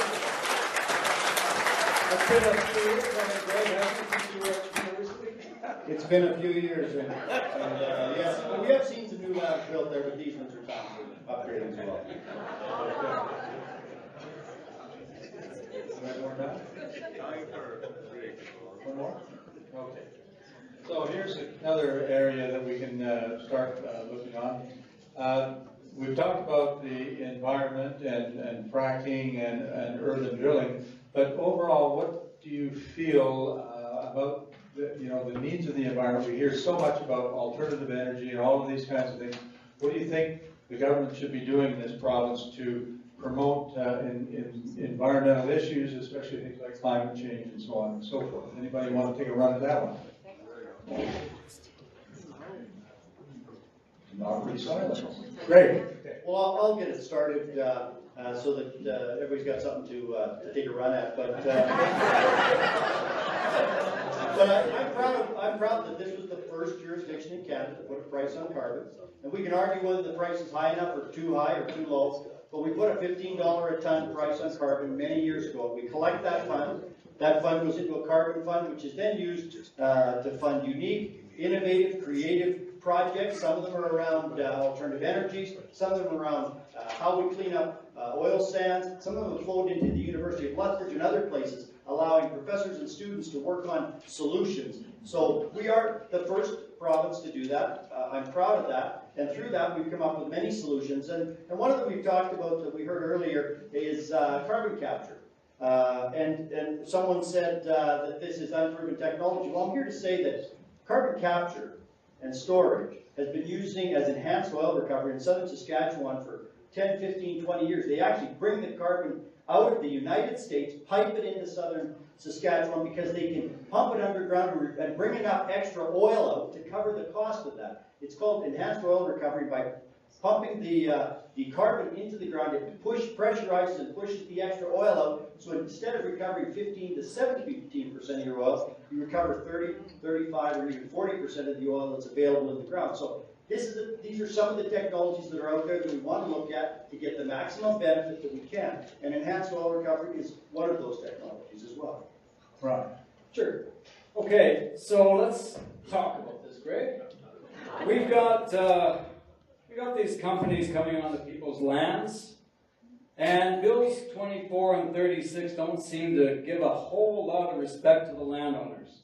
And that's one of our top priorities as well. We need to protect rural property owners so that when the oil companies come into town and they want to get onto your land, the landowners should have a bit of a say in the matter. And they should have the option and the ability to go to court and to be heard, and they should be fairly compensated. You know, and the carbon cap, I agree with Shannon on that one. It's a nice, warm, fuzzy, feel-good kind of an idea, but it is unproven.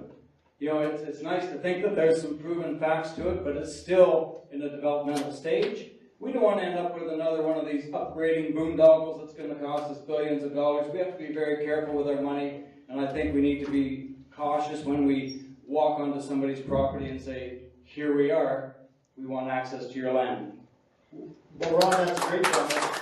And I would actually agree with you. That's why all of the legislation that we have around service rights, around compensation, means that a farmer has to receive fair compensation, that he has a right to the courts as his final arbiter. The Court of Queen's Bench is the final arbiter if they can't come to a resolution through the Service Rights Board. It's a process that's worked in this province for many years, and it's actually seen as an example of how it should be done in many other jurisdictions. So it isn't perfect, but I have not had one landowner in my office in 7 years saying that he's lost his land or lost the rights to his land. I know that we want to make sure that we can protect them, and our premier actually spent his life before politics working in the area of protecting landowners' rights. It's something that we take very, very seriously. I know you do, and together we need to make sure that we can protect those landowners' rights.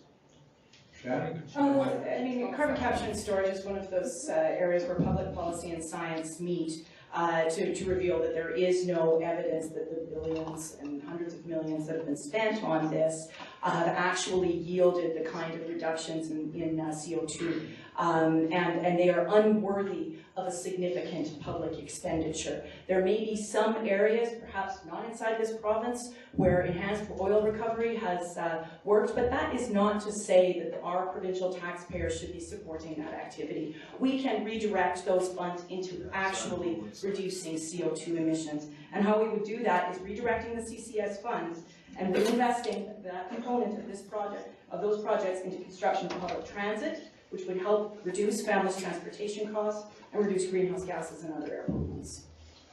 Sheila? The Enbridge and Keystone XL pipeline debates have taught us that pipelines will not get built until we clean up our environmental reputation. Alberta Liberals will put a price on actual carbon emissions and phase out coal and red power plants by 2025.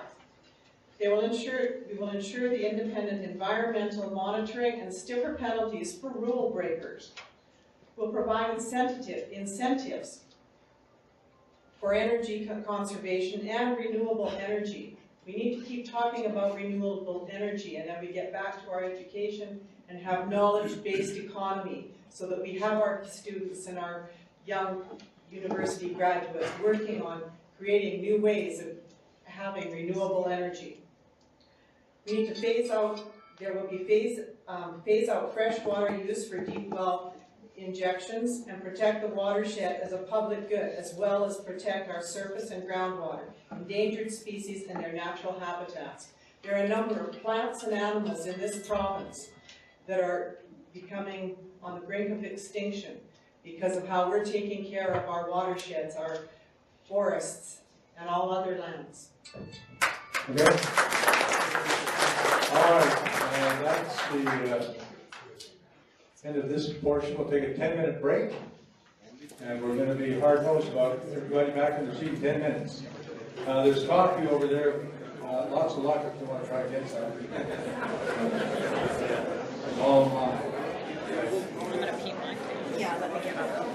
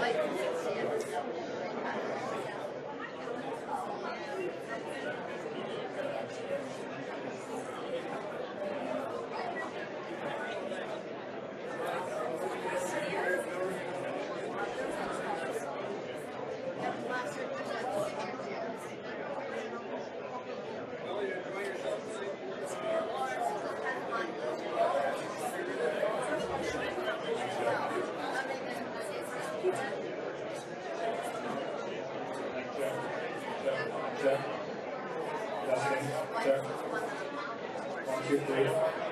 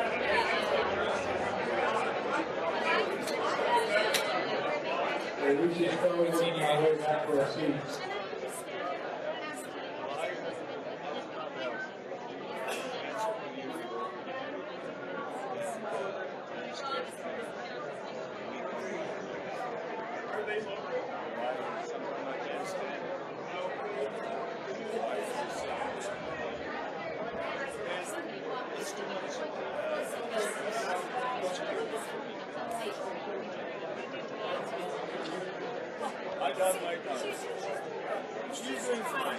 She's new. She's brought her.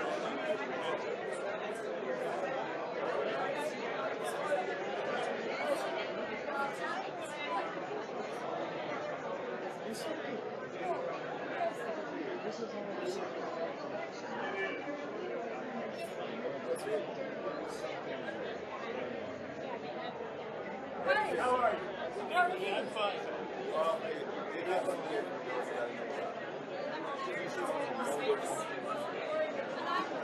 Oh, yeah. I know maybe I can do everything. The money's going to go in now. You can see the people getting discounts. It doesn't matter that quick. Okay, we can start in 1 minute, so let's get back to work. I think so, yeah.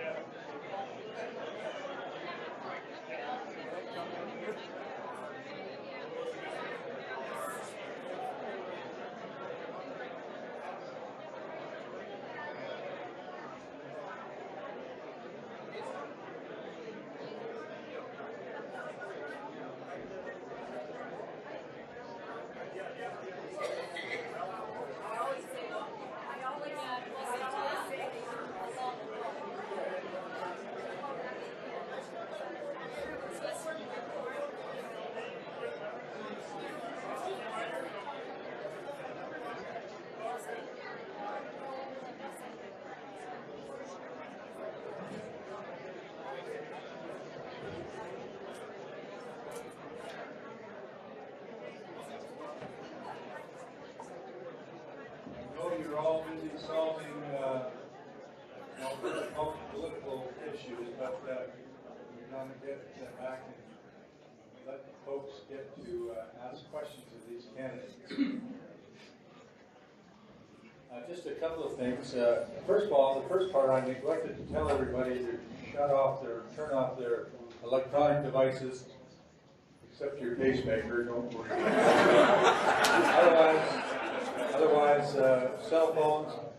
So I didn't hear anybody being distracted by that last time. But anyway, turn them off. Also, these sessions are being recorded, and both the library website and the SACPA website will be rebroadcasting them probably the next day or two when it begins.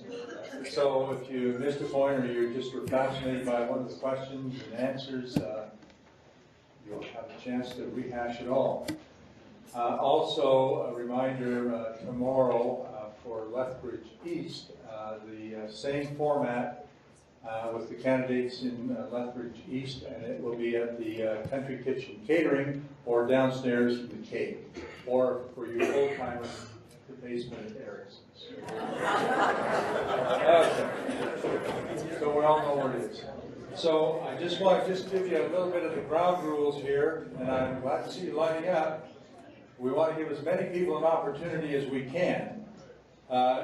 You, the questioner, will be allowed 1 minute to state your piece and ask your question. And we're going to, again, be pretty hard-nosed about that. We have to be. The candidates will be allowed 2 minutes to respond, and you can direct your question to a specific candidate. You can address it to 2 candidates, or you can just let whoever wants to respond. So that's the way, and they have 2 minutes to reply, and then other candidates may want to have a rebuttal, and so they will get 1 minute for rebuttal. And if it's a two candidate question, they get 30 seconds to rebut. Okay, got that? All right. So, and we just asked you to state your name and then go ahead. Thank you. My name is Maureen Hawkins. I have a question for Mr. Wegg. You've told us about some excellent building programs, both for K through 12, for the college, and for the hospital. But if you're cutting funding for education and PSE and nurses and healthcare, who's going to staff them? Or are there just going to be more shelving spaces? That's actually a really good question, and we sat down and spoke to the minister about that. And as the schools open, they will be funded for the teachers and the spaces that are needed for those schools. So that will be part of the opening of the school, as well as the maintenance costs, ongoing maintenance and all those other kinds of things that go into running the school on a per square foot basis. So all of that's calculated in, it becomes part of the budget within the school system as they open their new schools and operate them. And so, well, right now we're dealing with a very specific issue around our budgets. And so we've set a goal over the next 18 months to 2 years to deal with that issue very specifically, and it's about creating some taxes, reducing some expenses, and bringing in some of our savings that we have put up, $6.5 billion that we've saved over the last couple of years, to bridge that 2-year period so we can get back in the black. But we appreciate that there's growth in students and new schools opening, and so you're going to see continued funding. You're going to see it flow through those new facilities. 200 schools are either being rebuilt or built brand new right now across this province, and they're going to be used and utilized very well with the students coming in. But those will be funded, and there's a number of different formulas that funding is done by. There's a formula for per square foot for cleaning and maintenance. There's formulas around capital maintenance. There's formulas around per student grants, and then there's the other formulas that come in to give the school board their necessary funding. So we work with each school board, and someone talked about operating surpluses being somehow magic money that school boards raise. Operating surpluses are money from a previous year that was given to a school to do particular work with students that wasn't expended in that given year. This is your tax dollars that were given to the school. They may not have needed it for some reason, so they put it in the bank. And there's almost $500 million of that kind of funding that is accrued across the system for those kinds of savings. Any rebuttals there? Okay, next question. State your name. Hi, my name is Christian, and I'm a legally blind resident of Lethbridge-West, and I rely heavily on rehabilitation services for my everyday life, to be engaged at work or even at home. And unfortunately, currently, and I think most of us here would probably be interested in knowing that those services are only covered up to 30% by the government. Whereas if I had a spinal cord injury or a broken arm, that would be fully covered. So my question to you, Greg or Shannon, or anyone who would like to respond, would be, what can you or your parties do to help put those of us with visual impairments on equal footing? Who wants to go first? Greg, and then Shannon, okay? Well, thank you, and it's very nice to talk to you, and actually we had this discussion. We have been working very closely as partners with the CNIB for many, many, many years, and they have done yeoman service in providing help and supports to people with visual impairments. And I think in some ways, as government, we've come to rely on that agency a lot for delivering those things. It's one of those agencies that has just stepped into the gap and without government really asking, has stepped to the plate and done an amazing job for partially sighted or non-sighted people. And I marvel at the work they do with the budgets that they get, but we do partner with them, and I'm willing to talk to you about how we might be able to make programs that work better for visually impaired people, because I know it is important in our community. Thank you. Shannon? Well, it's part of the stable, predictable funding, both within the healthcare system and within home care and other services, that we need to be able to bring those services within the public system. This is not the first I have heard of this. Certainly, you folks have been very good at making this an election issue, and I commend you for it, because there have been so many areas of healthcare policy that this province has let languish in this public-private partnership when rightfully it ought to be brought within the umbrella of Medicare. Okay. Next question. Art Sanford, and I have a question for Ron Bain. Ron, I'm disturbed about two things that your dean has said publicly. One is that for every 5 employees, there is a manager in Alberta Health. And the second one is he's going to fire 1/3 of all the managers working for the government at a time when unemployment is getting to be a problem. Now, when he made that statement, I worked with Chinook Health, as you may know, for 7 years as an elected director, and the finance was my area. So I went back and looked at the finances for 2013, 2014 for Alberta Health.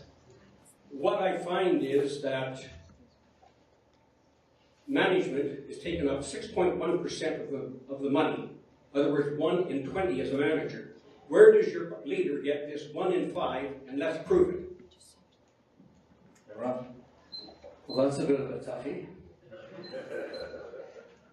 I'm not going to dispute your number. I'm not going to dispute Brian Jean's number. What I am going to say is that we've got an overabundance of consultants. We do have a top-heavy management style, whatever the number is, and we can do an awful lot better with those dollars. What we can't allow to happen is casualties to come into place on the front line. We need to be able to listen to not only the doctors and the nurses, but also to the patients. And we always have to go with a patient-centered philosophy so that we can provide services for those patients. Now, yes, we have probably about 33% of government that needs to be cut in one way or another. That just makes sense if we can do it, and we've got the numbers that show that we can. We are very top-heavy in terms of Alberta Healthcare and the consultants. We need to make those cuts as well.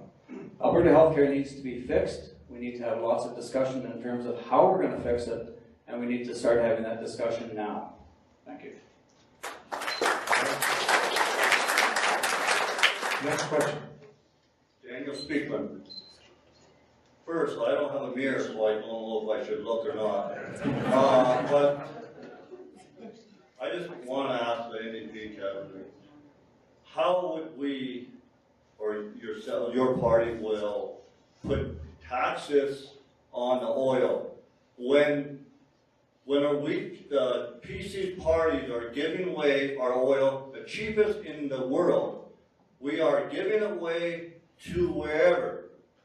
But again, we have to look in the mirror. It's all our fault.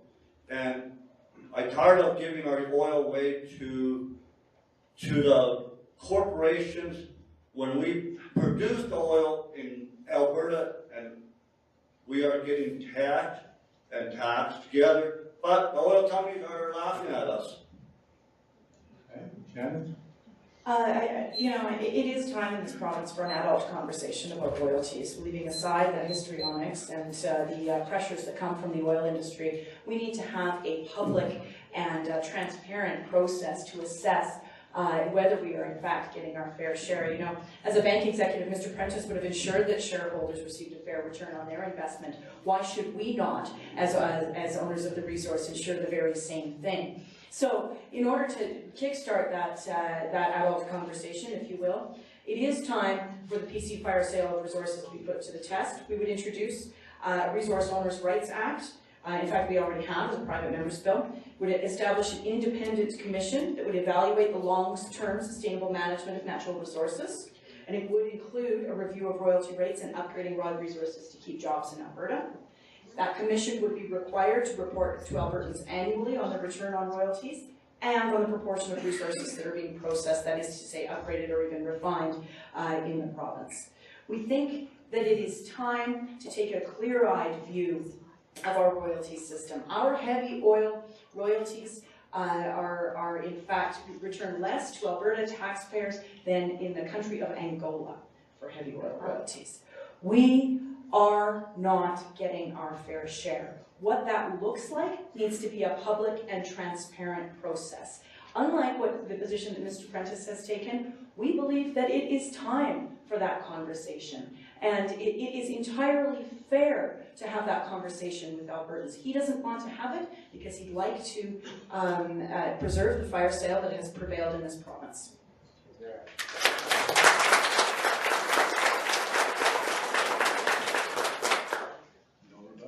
All right, next question. Good evening, thanks for taking my question. It's John Nightingale. This is an environmental question, and I would like a response from all four candidates, please. This is to do with the Castle Crown wilderness area, arguably a jewel in the crown in southwestern Alberta. Unfortunately, historically, the current provincial government has treated it as anything other than a jewel in the crown. It's been treated very, very shabbily.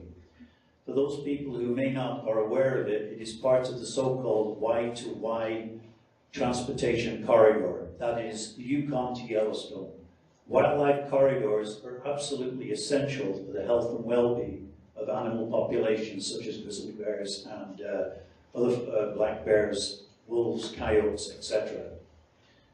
In 1986, the government looked at designating this as a special area. In 2012, after 5 years of deliberation, they came up with an action plan. They called it the Castle Wilderness Area. But here's the kicker. It was from 6,500 feet to the tips of the mountains. The critical zone for wildlife, I'll give you an example. Beaver Mines is at 4,300 feet. From that elevation... Get to the question, please. Okay. My question is, what would each of the candidates do to preserve this treasure and to alleviate what has been done by the provincial government thus far? Because so far it has been farcical the way this prime piece of land has been treated. They are allowing logging, which causes soil degradation. It affects the entire South Saskatchewan river drainage. Also, it interferes with critically endangered species. I think we got the question. Thanks, John. Thank you. Okay, so I'm just going to start with Ron, and you can go quickly down the line. Thank you, John, and of course, you know my passion for the environment. We need to put into place safeguards for these treasured areas and endangered areas, including the species, because at the end of the day, if we don't look after our environment, who cares how much money we're making? It's the air, and it's the quality of the air, quality of the water, and how much water that we've got. We have to protect those. We have to protect those drainage areas. Like you say, John, we can't have all the effluent running into the creeks and the rivers and spoiling the environment for that little fish at the end of the day that just wants to have a swim. We have to make sure that we protect the environment and take whatever steps are required in order to make that happen. It is just so, so important. And Our party took the position a long time ago, several years ago, that the Castle Crown ought to be given a wildland park designation, which is the highest level of designation under the Parks Act provincially. We took the position, we shared the position with the Lethbridge Tourism Committee of the Chamber of Commerce that clear cutting was an inappropriate activity for the Castle Crown. We stood up in the legislature and said it. We attempted to move motions and amend legislation. We've been there, even with 4 MLAs in the corner of people in Lethbridge who want to preserve the Castle Crown wilderness, and we'll continue to do it. Appreciate it.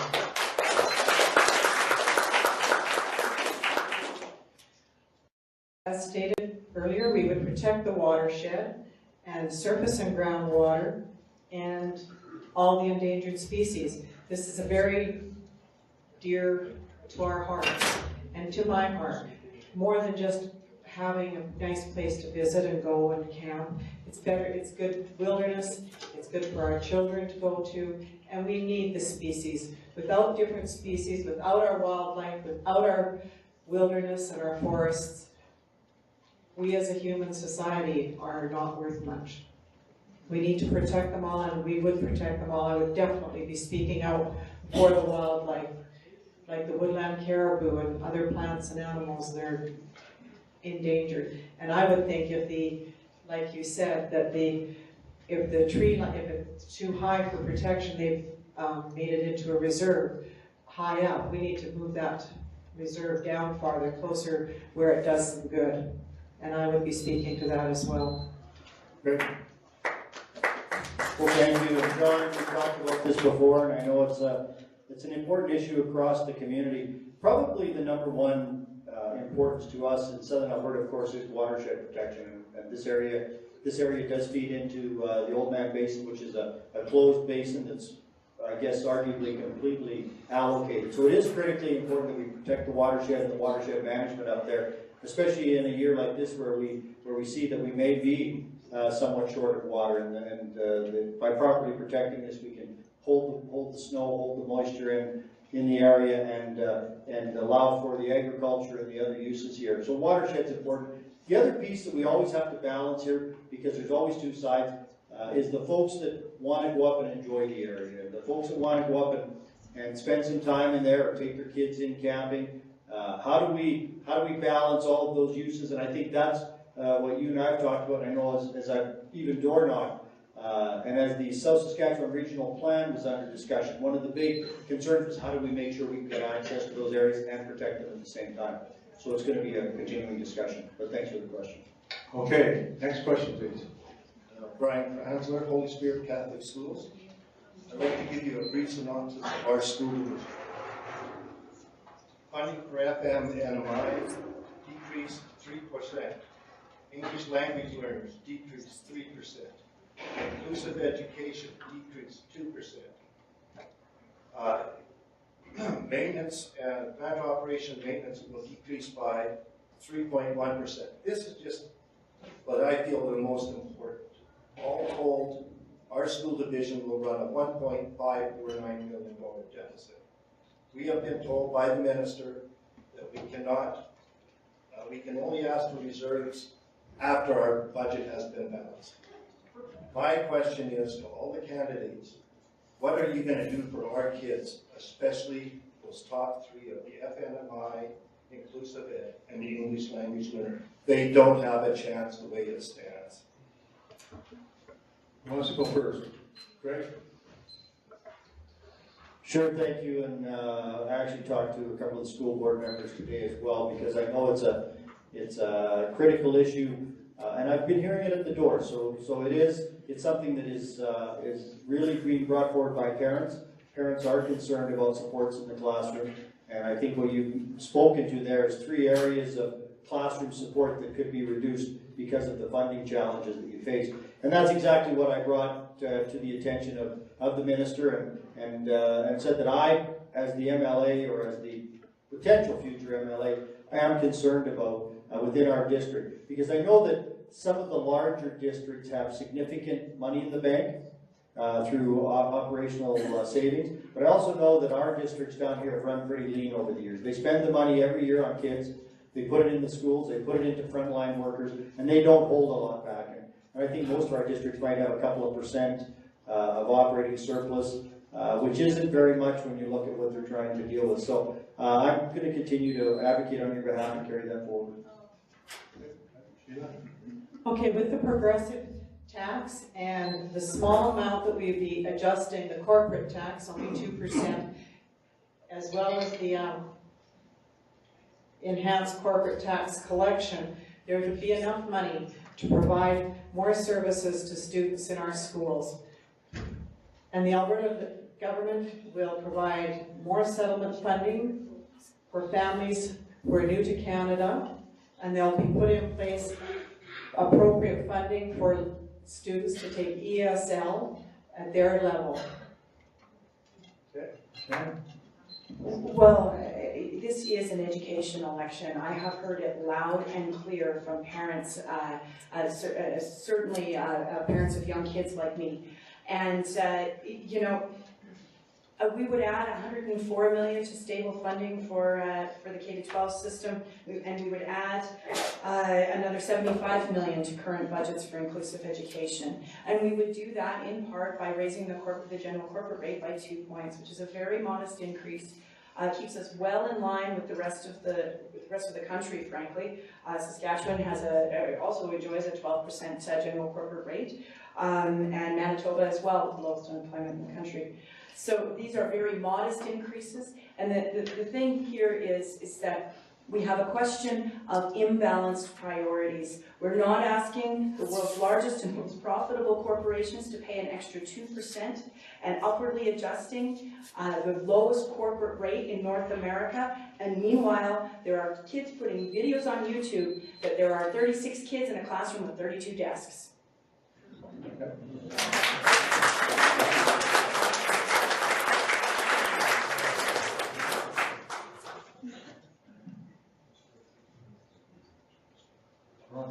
Thank you.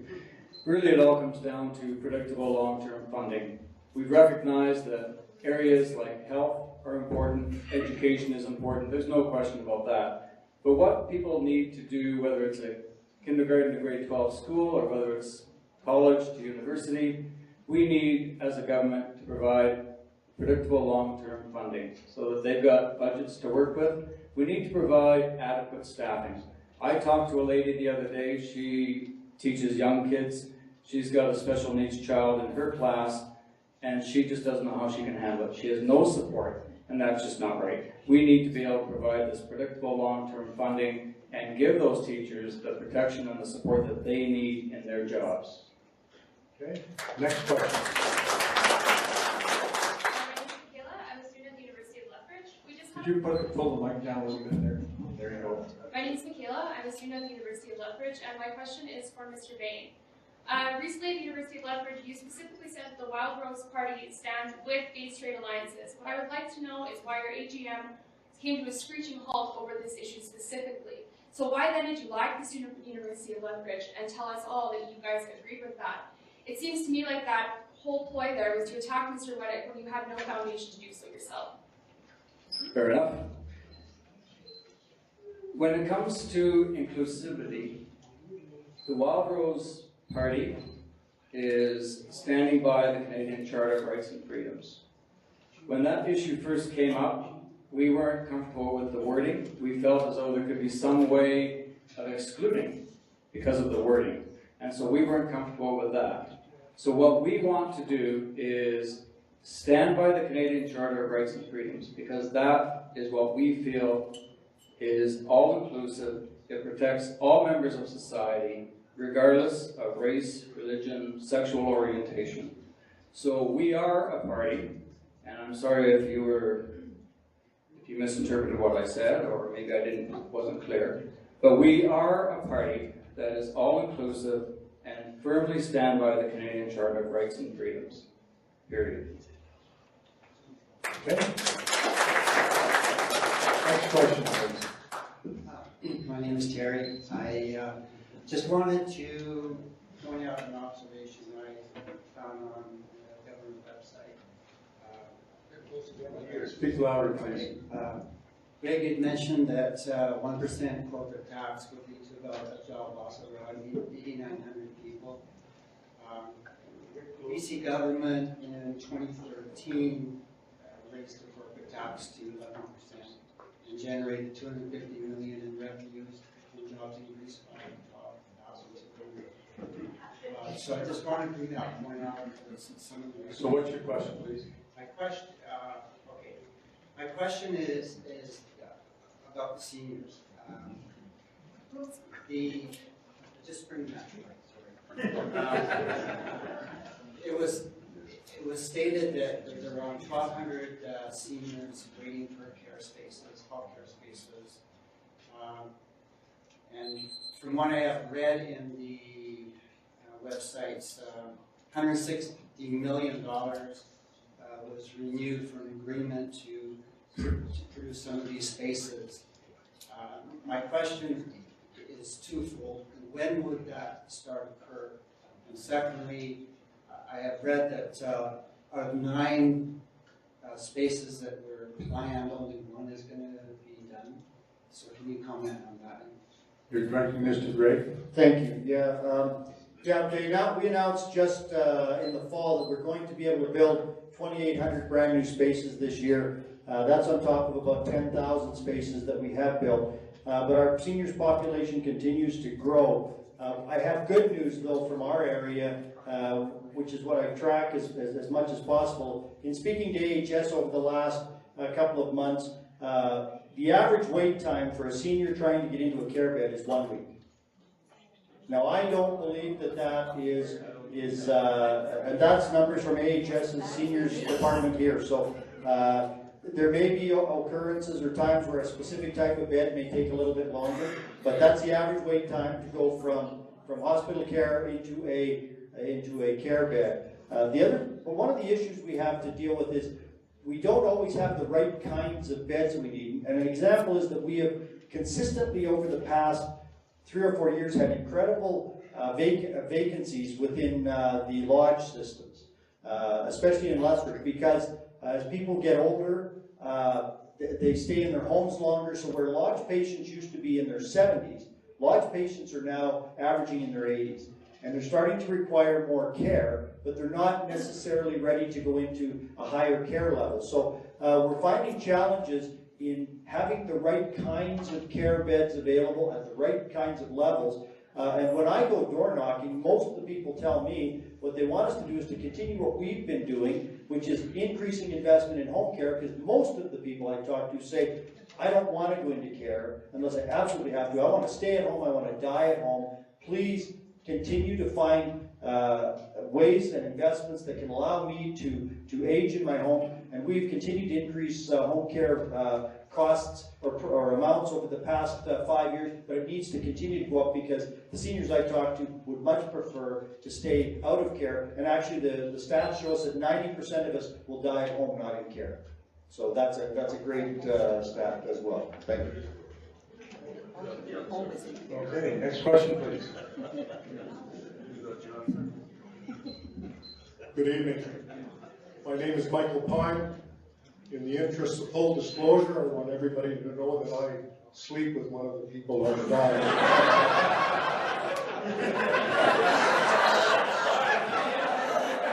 So Greg, I'm going to let you out of this question. So because discretion is the better part of valor, I'm going to excuse the one that I sleep with from this question with the other three. We've heard tonight tax breaks. Tax breaks sound wonderful, okay? That's soothing to our ears. For the last 10 years, though, most of us in this room are wage earners. For the last 10 years, even with the low rate of inflation, taxes have been stagnant, or wages have been stagnant. Companies only create jobs when people spend money. Businesses don't create jobs because of a tax break. They do it because people are spending money and they have to meet that demand. Okay? What are your views on that, and how do you propose to see how do you see the future in terms of stagnant wages and getting the economy going again? So who are you directing it to? Okay, we'll start with Ron. Stagnant wages. Obviously, I think as technology evolves and we do a better job of getting involved in globalization and tapping into that market, there are a lot of potentially very lucrative jobs available. But we have to be able to put the technology skills training into place. We also need to provide some tax incentives, tax credits, for companies to be able to delve into that situation so that they've got some reason to do it. And also we need to then couple that with better training through our trades divisions, our schools, our universities and colleges to make sure that we can fill that market. And the potential is amazing. So thanks for the question.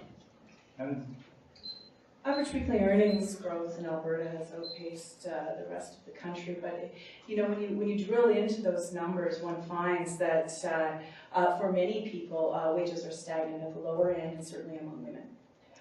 We find this in Alberta. We see the largest pay gap between women and men in the country in Alberta. And we also see a situation where lower income people are falling further and further behind because the wages at the lowest end are not keeping pace in the ways that the wages at the highest end are. So one of the ways that you ensure that you don't have that situation is by having stable, predictable funding in your public services, because that keeps the economy moving in good times and bad. That's one of the things that you do. Another thing that you do is you have a look at equality-seeking measures that can raise incomes for women in particular. And one of the ways you do that is by providing high-quality, accessible childcare. And we have that in our platform, and we've been very, very clear that investments in childcare have multiplier effects across the economy. Okay.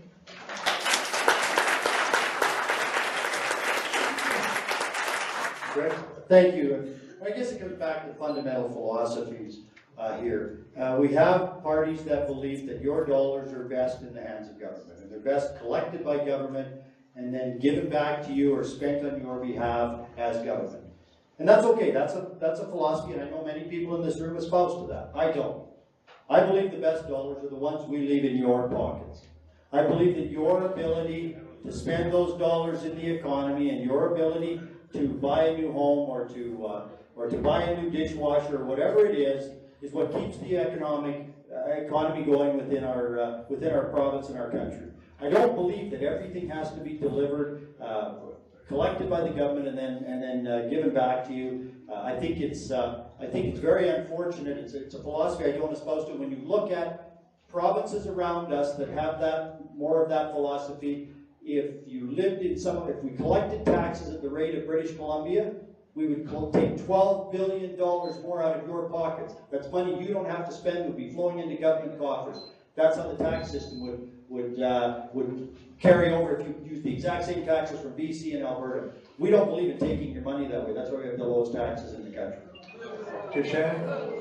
Well, I'm astonished that my opponent does not feel that it is important to raise women or address the concept of women's economic inequality through targeted investments in childcare. We know that those are the ways that we can ensure meaningful participation in the economy. There are also ways that we can reduce child poverty. When Quebec brought in their center-based funding for childcare, child poverty rates dropped by 50%. Because women's attachment to the workforce was more meaningful and more sustainable. Those are issues of equity, equality, and educational outcomes. We are falling behind in Lethbridge. The early childhood mapping project showed that Lethbridge children are less prepared for grade 1 than in the rest of the province. We need a strategy to address that. It's got nothing to do with red baiting or these old ideas about what the NDP is and isn't. Let's put the kids first. Let's get in their corner.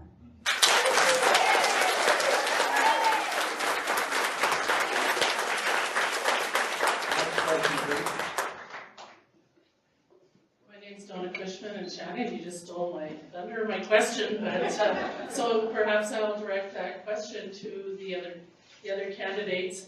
How are you going to ensure all children and families that your childcare will have access to affordable, high-quality, licensed or regulated spaces? Okay, Ron, you want to go first? Oh, really? Just look so relaxed there. Well, that is an excellent question. To be absolutely honest, it's not something that I'm prepared to answer. I don't have the information. There's no sense trying to dodge the bullet. It is something, though, that is very serious.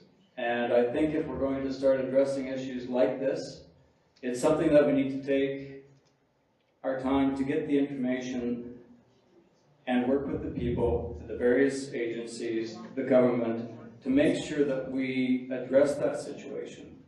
It's not something that that you can just solve overnight, but I think there needs to be discussion with it, and that would be the only thing that I can say at this point, is I would need to have more information and know exactly what is needed. Thank you. Sure. Alberta Liberals will move toward an all-day kindergarten, universal child care, which will help spur early childhood development and allow families to go out and work. And through the kids going to kindergarten, they'll have a much better chance for grade 1 and a better chance at success. Well, thank you. And And I think what the EC mapping project over the past 5 years showed is that we do have some work to do in this area, and it's really focused in the area under kindergarten, in that 0 to age 3 or 4.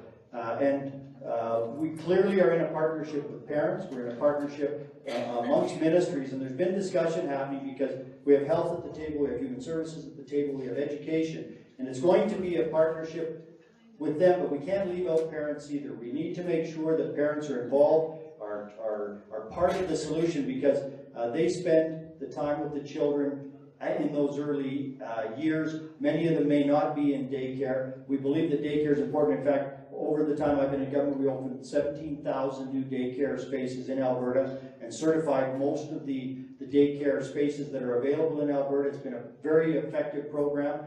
Is there room for more space? Probably there is, and we could use more, but I think it's been very successful to this point, and I would continue to advocate for those pieces that we can work together to look at that early age group and how we can get to them and effectively train them.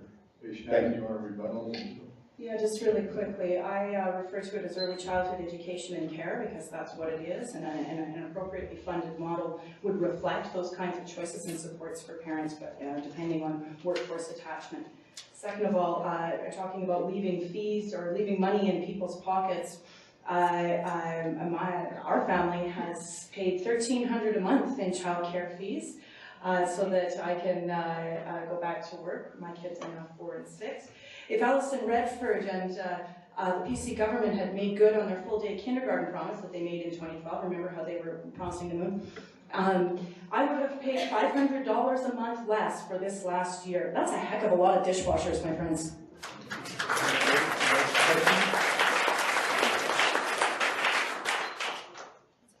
Thank you. My name is Ken Eichel.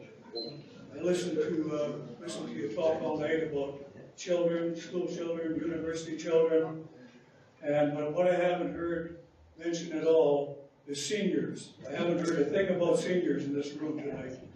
One time seniors never had to pay tax. Now seniors are taxed, but you never hear about taking the tax back off so that seniors don't have to pay it. And we get taken every time we turn around. You take the benefits away from us, but then you don't consider that it's time that seniors don't have to pay taxes anymore. I think we've contributed enough to this system and to other people's kids. I financed children for 20 years now. I paid for my children to go to school. I never asked for loans. I paid for them to go to university. I never asked for a loan, but I was a low-income worker. But all I hear about is everybody's got to be subsidized, but you don't hear giving the seniors back the tax money. Who are you directing that to? Anyone of them. Anyone of them? Well, who wants to go first? Okay, Sheila? Seniors seems to, at this point in our society, seem to be the biggest target, and particularly for government, for not-for-profit sectors as well. As if, oh good, these seniors have worked all these years, they've got this little nest egg of money that can be tapped into, so it's another well that for-profit enterprises can dip into. This is just wrong. And as you said, our seniors have worked a long time. They've saved a lot of money. They've raised their children. They've contributed to society. They've contributed to our province to make it what it is. And the Alberta Liberals, for seniors, would double funding for senior support so they can stay in their own home. They would change current property tax rebate loan back into a tax grant, which means more money in the seniors' pocket, and they would create more long-term care beds to free up hospital bed space. We all need to realize that seniors are the gold of our society. They're the ones that carry the wisdom. They're the ones that carry the history, and they're the ones that made the province. We shouldn't be mining that cold, hard, yellow stuff. We should be mining our seniors and treating them with the respect that ancient cultures and our Native American friends and other treat their elders. They should be treated with respect and love and not seen as just another area to grab cash. Okay. Great. Thank you. I actually agree with Ken. In my first term in Edmonton, I brought a private member's motion forward. It was actually passed in the legislature that seniors should not have to pay the education portion of the property tax, because I felt they've paid it, their kids have gone through school, and when they've hit 65, they should get a break on that piece of their taxes. It went through, it hasn't been funded yet. I haven't had the chance to bring it forward as a bill, and I'll continue to work on that. And what I did promise last time during the election was to try to make sure that seniors that were living in care had more money in their pockets. Seniors were left with $265 at the end of the month. No matter what your pension is up to a maximum, the government had to leave you $265, and then the rest went into your housing and accommodations if you were being cared for in a lodge. People came to me that hadn't been raised in years. Last year I was able to, as Minister of Municipal Affairs, raise it to $315 a month, so seniors get to keep that particular funding in their pockets. And it's those small things that go a long way to making a senior's life better as well. Thank you. Okay. Next. Sure. Well, Rose plans on investing an additional $50 million in home care and annual increase in home care funding. So the intention here is to provide those people the opportunity, of course, to stay in their homes longer. That only makes sense. Now, I was talking with some seniors yesterday, and they expressed the same concern as Greg just alluded to. You know, at the end of the day, at the end of the month, they don't have a lot of extra money, and if they have to go to the dentist, well, that could pretty much take up the rest of that. We have to be able to look after some kind of a funding principle so that we can give these elderly people in our society the respect that they deserve, and we need to make sure that they've got adequate funding to provide for the rest of their lives in a comfortable state. The apprentice budget contained a number of inappropriate cuts to seniors programming, in particular the $60 million taken with the Seniors Drug Plan, which we would reverse. In Lethbridge, there is a very pressing issue of core funding for senior centres, which we would address. And finally, there is the very pressing issue of waiting for long-term care beds. There are 1,193 Albertans at last count waiting for a long-term care bed.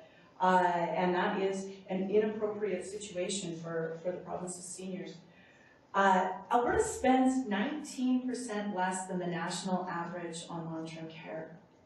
That's an astonishing number, given our province's wealth. And that's because we have an approach where, you know, we have conservative government after conservative government that blows holes in our revenue base and then wonders why we can't turn around and deliver appropriate supports to everyone who needs them, including seniors. Okay.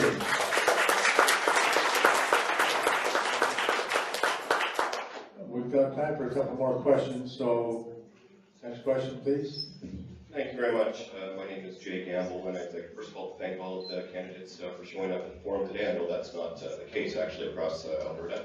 My question is actually about post-secondary education. And Mr. Weddick, I would normally, I suppose, direct my question to you. However, since it is your party that eviscerated post-secondary education in 2013, your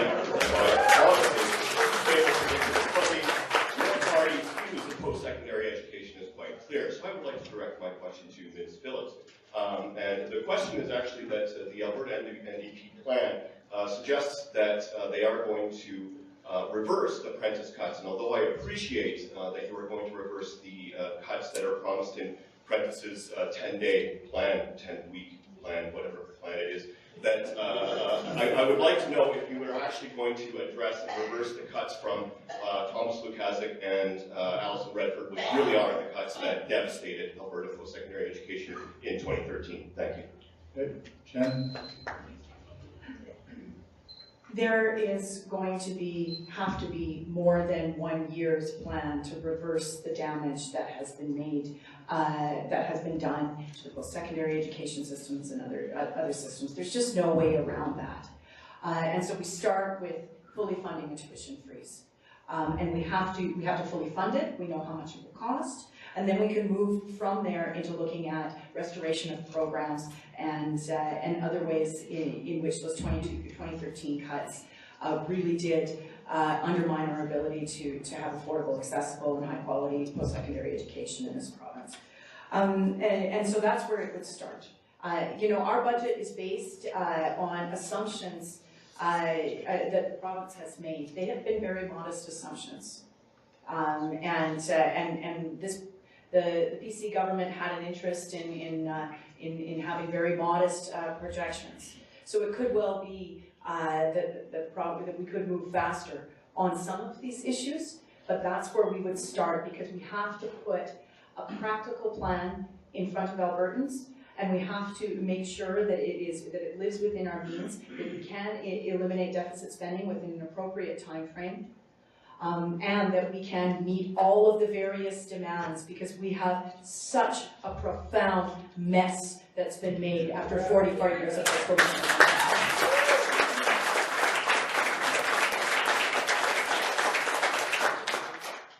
I'm going to just ask our timekeeper, how much time do we have? Maybe 2 more questions. 2 more questions. Keep them brief, please. All right, David Kaminsky, and my question is directed to our MLA. Just following on from the previous questioner, you stated earlier this evening you regard upgrades to the facilities at the university to be important, and post-secondary education in this city in particular is very important, since the college and the university are 2 of the largest employers in the city. And your own comments and the comments of the Premier about the importance of post-secondary education for the future of the province is at odds with what's proposed in the budget of 1.4% further cut next year, 2.7% further cut in the year after that, and then cuts in year 3 and year 4, and who knows what happens after that. And I'm just wondering how you reconcile your statements and the Premier's statements with what's being proposed in the budget. Thank you. You know, it's a good question, and I spent a lot of time around post-secondary education facilities across the province. We have 26 publicly funded institutions that provide a huge variety of services, right from the NAITS and SACPA to the U of A, U of C, and U of L. And it is important that we fund them properly. We have been, and I'll say right here, I did not support the cuts that came in when Thomas Dukazik was the minister. That was another day, but the reality is that we are really looking at trying to work with our universities and our faculties to streamline the systems. It takes incredibly long to get new programs developed. It takes incredible amounts of dollars to get them improved. It takes incredible amounts of dollars to get them started. Once they get started, you can never get rid of them.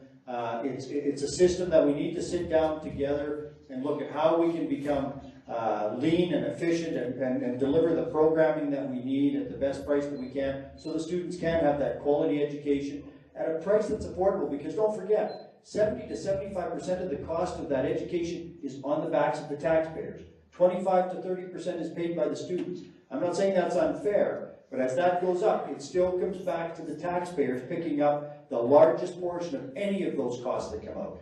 Let's remember, there's one taxpayer. The municipality wants your money. The feds want your money. We take some of your money. There is only one taxpayer out there. It's incredibly important that we focus on that and look at how can we get the biggest bang and make sure tuition stay low, but let's not crack the taxes through the roof to try to keep tuitions low. We need a balanced approach that makes mom and dad at least be able to afford to live while their kids are going to school. So I believe that reworking the system and working with our boards, with our student groups, and I've met with student groups, you know what? None of them want free education in this province, and you'll get people that will tell you they do. They don't. They want a good quality education that's accessible and affordable. And not one of them has told me they want a free education. Free is not necessarily what we want. We want a quality education, and I think we can get that if we work together. Thank you. Shannon, There may be only one taxpayer, but there is only one group that is exempt from increased taxes and fees in this budget, and that is the 20% of the largest corporations. Friends and insiders who are not going to have to pay another dime, while you and I are going to be shouldering 59 new taxes and fees. That's the priorities of this PC government and the budget that's been put before us. Great. thank you, and when you raise corporate taxes, unless you really start to jury-rig things, 85 to 90% of our corporations are family farms, they're small businesses, they're businesses that employ less than 50 people. This is who we're going to balance all of this on the back of. I know it's we'll peel out just the big guys. Well, I've had that discussion at the doors as well. These corporations these big bad guys that are out there trying to make money, don't forget that their funding flows to two places. It flows to their employees and it flows to their shareholders. And their single largest shareholders are public sector pension funds, teachers' pensions, all those other pensions that rely on those companies to be successful so they can actually pay for the pensions that we get. So we have to be at least balanced in our approach when we look at how we're going to deal with these corporations and with all of us, because this is the funding flow that will help me to retire if I have an RSP, and will help those folks lucky enough to have a pension, which I don't, to make sure that pension is funded so they can actually retire when it's there. It's a balance that we have to maintain, and I think it's critically important to understand that. Thank you. Okay, this will be the last question of the evening. Good evening, panel. Thank you for taking my question. My name is Jamie Hume. I am employed and I'm an artist. I did 4 piecemeal jobs and a great education. Thank you, and kids. So, I thought I'd bring up something totally different. There's so many wonderful questions here that I think we could spend an evening on each one. But as I understand it, there is supposed to be a hemp mill, fabric mill, potentially being built in southern Alberta. And also, as I understand it, hemp has been tested in Alberta as well. This is a non-GMO crop, which it's redundant to even mention that it can be grown organically because it needs no pesticides, it needs no herbicides, it's wonderful with the water, and it's a bull. It grows like crazy, and it has so many applications as food, fuel, and fiber that it seems just an added icing on the cake that it's also a fantastic carbon capture crop. Question? So the question is, what will all of you do to encourage Alberta, this community, to invest in offshoots of this potential ag crop, in industry, manufacturing, design, to put Alberta on the map for doing something proactive that's good for the environment instead of constantly putting us in the negative? Who wants to go first? All right, Greg. Well, thanks. That is a really good question. I believe we're growing over 10,000 acres of hemp now in southern Alberta. I've been out and visited the farms where they grow it. You're right, it's a really interesting crop. And when you talk to them about what you can do with the crop, the hemp seed, the hemp oils that can be taken out of it, the amount of water it uses compared to what you generate out of the crop, it really is a very interesting crop. And I think there are discussions right now that are looking at what's the value add potential in hemp in this region. I haven't been directly involved in them, but I know that the farmers have been looking at how to use the hemp seed. I know they're starting to toast it and make snacks that you can get in many of the stores now across the province, where you actually can buy hemp hearts and it's very healthy as well, an antioxidant. So I believe that's exactly what agriculture and irrigation in southern Alberta has done. That's why we're not feeling as much of the economic impact, because agriculture is doing incredibly well here. It's diversified, and I think the value add opportunities like that are really, really important. Thank you. Anyone else want to respond to that? All right, thank you very much for those questions, and good job to all of you who asked them.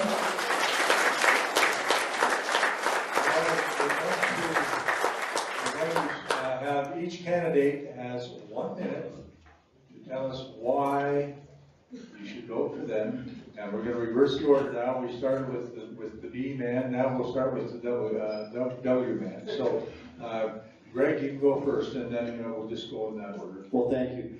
I just want to say thank you to everyone here. It's been an incredible honor to serve the citizens of Lethbridge for the past 7 years in Edmonton. It's been an interesting 7 years.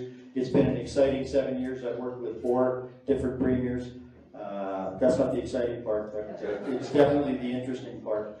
But through all of that, I think I had 2 major jobs. One was to make sure that your voices were heard in Edmonton, and number 2 was to make sure that when the people walk through my front door in my office, I connected them with the services they needed, whether it was home care, health care, or whatever. That's the 2 jobs that I've taken on seriously. I think that's what you need in a representative. When we were going to lose our ambulance dispatch, I fought for a year and a half.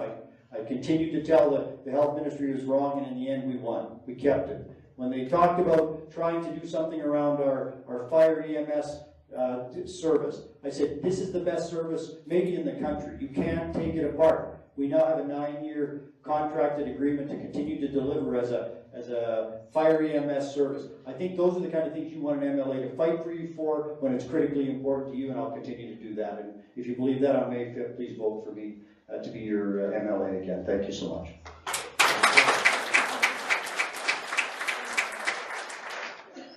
Thank you everybody for coming. And after more than 40 years in office, the Conservative government has become fat, lazy, and altogether too cozy with corporations. And that's the really big corporations at the expense of labor. While hard-working citizens of this province are expected to carry the burden of Conservative mismanagement, large corporations pay a lower tax rate here than in any other province in Canada. Is this fair? I think not. On the other hand, do we want the pendulum to swing all the way to the other side? Do we want to overtax corporations? Or to the point that they leave the province? No, the economy must be a win-win for all, because business must make a profit and workers must share in the rewards. This is what makes an economy successful. You can trust Alberta Liberals to promote progressive issues, invest in municipalities, provide leadership for all Albertans, and we want businesses to thrive and create more jobs. We want our people educated, we want our seniors and vulnerable sectors involved and thriving. Arts and culture are necessary, and Alberta Liberals as a sensible moderate centre can make it all come together with your help. I'm Sheila Pine, and I will do the best job I can to represent you in Edmonton.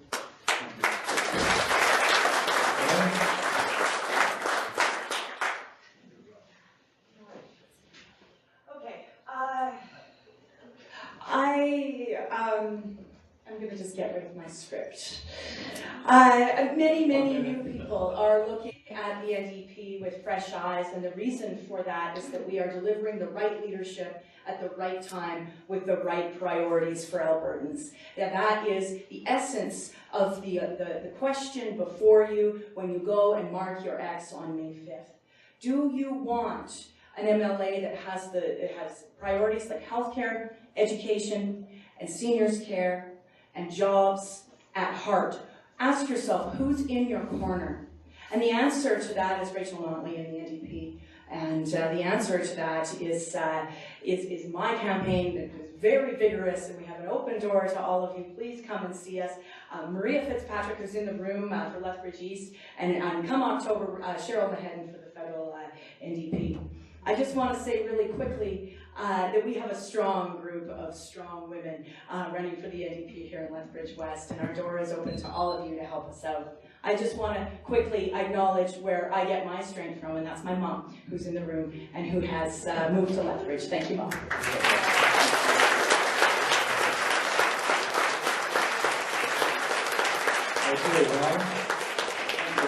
Thank you.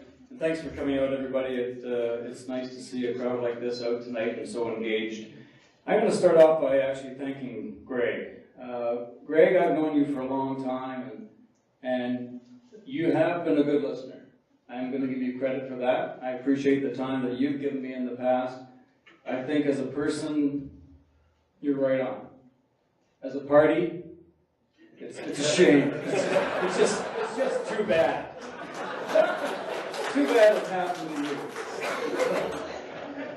But I'd like to finish off by doing a little bit more of Robert Frost. I'll leave you with this from The Road Not Taken, the last stanza. I shall be telling this with a sigh. Somewhere ages and ages hence, 2 roads diverged in the wood, and I took the one less traveled by, and that has made all the difference. So, in 2 weeks, you'll have to choose from 4 roads, and you too can make all the difference. In 2 weeks, I'm asking you for your vote. a vote to stand up for all Albertans, to stand up for the Charter of Rights and Freedoms, to support our 5 priorities: lower taxes, balanced budgets, and a savings plan, patient-centered healthcare and seniors care, and support for those in the healthcare field, world-class education and support for those that we trust to teach our children, protecting the rights of property owners, and for goodness sakes, to bring back democracy and accountability in our government and our province. In addition, I have one more additional priority, that's my own, and that's to allow me the privilege to represent you, the people. So, a vote for Wild Rose is a vote for lower taxes. A vote for anybody else is a vote for higher taxes. So thank you very much, everybody. May 5th, Wild Rose. Thank you very much. Thank you to all the candidates. As we said at the beginning, we appreciate you being here and participating. And that's what democracy is all about. And we thank each and every one of you for coming tonight. Travel safely. You have to go out the exit out in the lower level right here, just straight out there. And remember, tomorrow night is the second forum from SACPA for Lethbridge East at the Country Kitchen, lower level of the cave. Starts at 7 o'clock.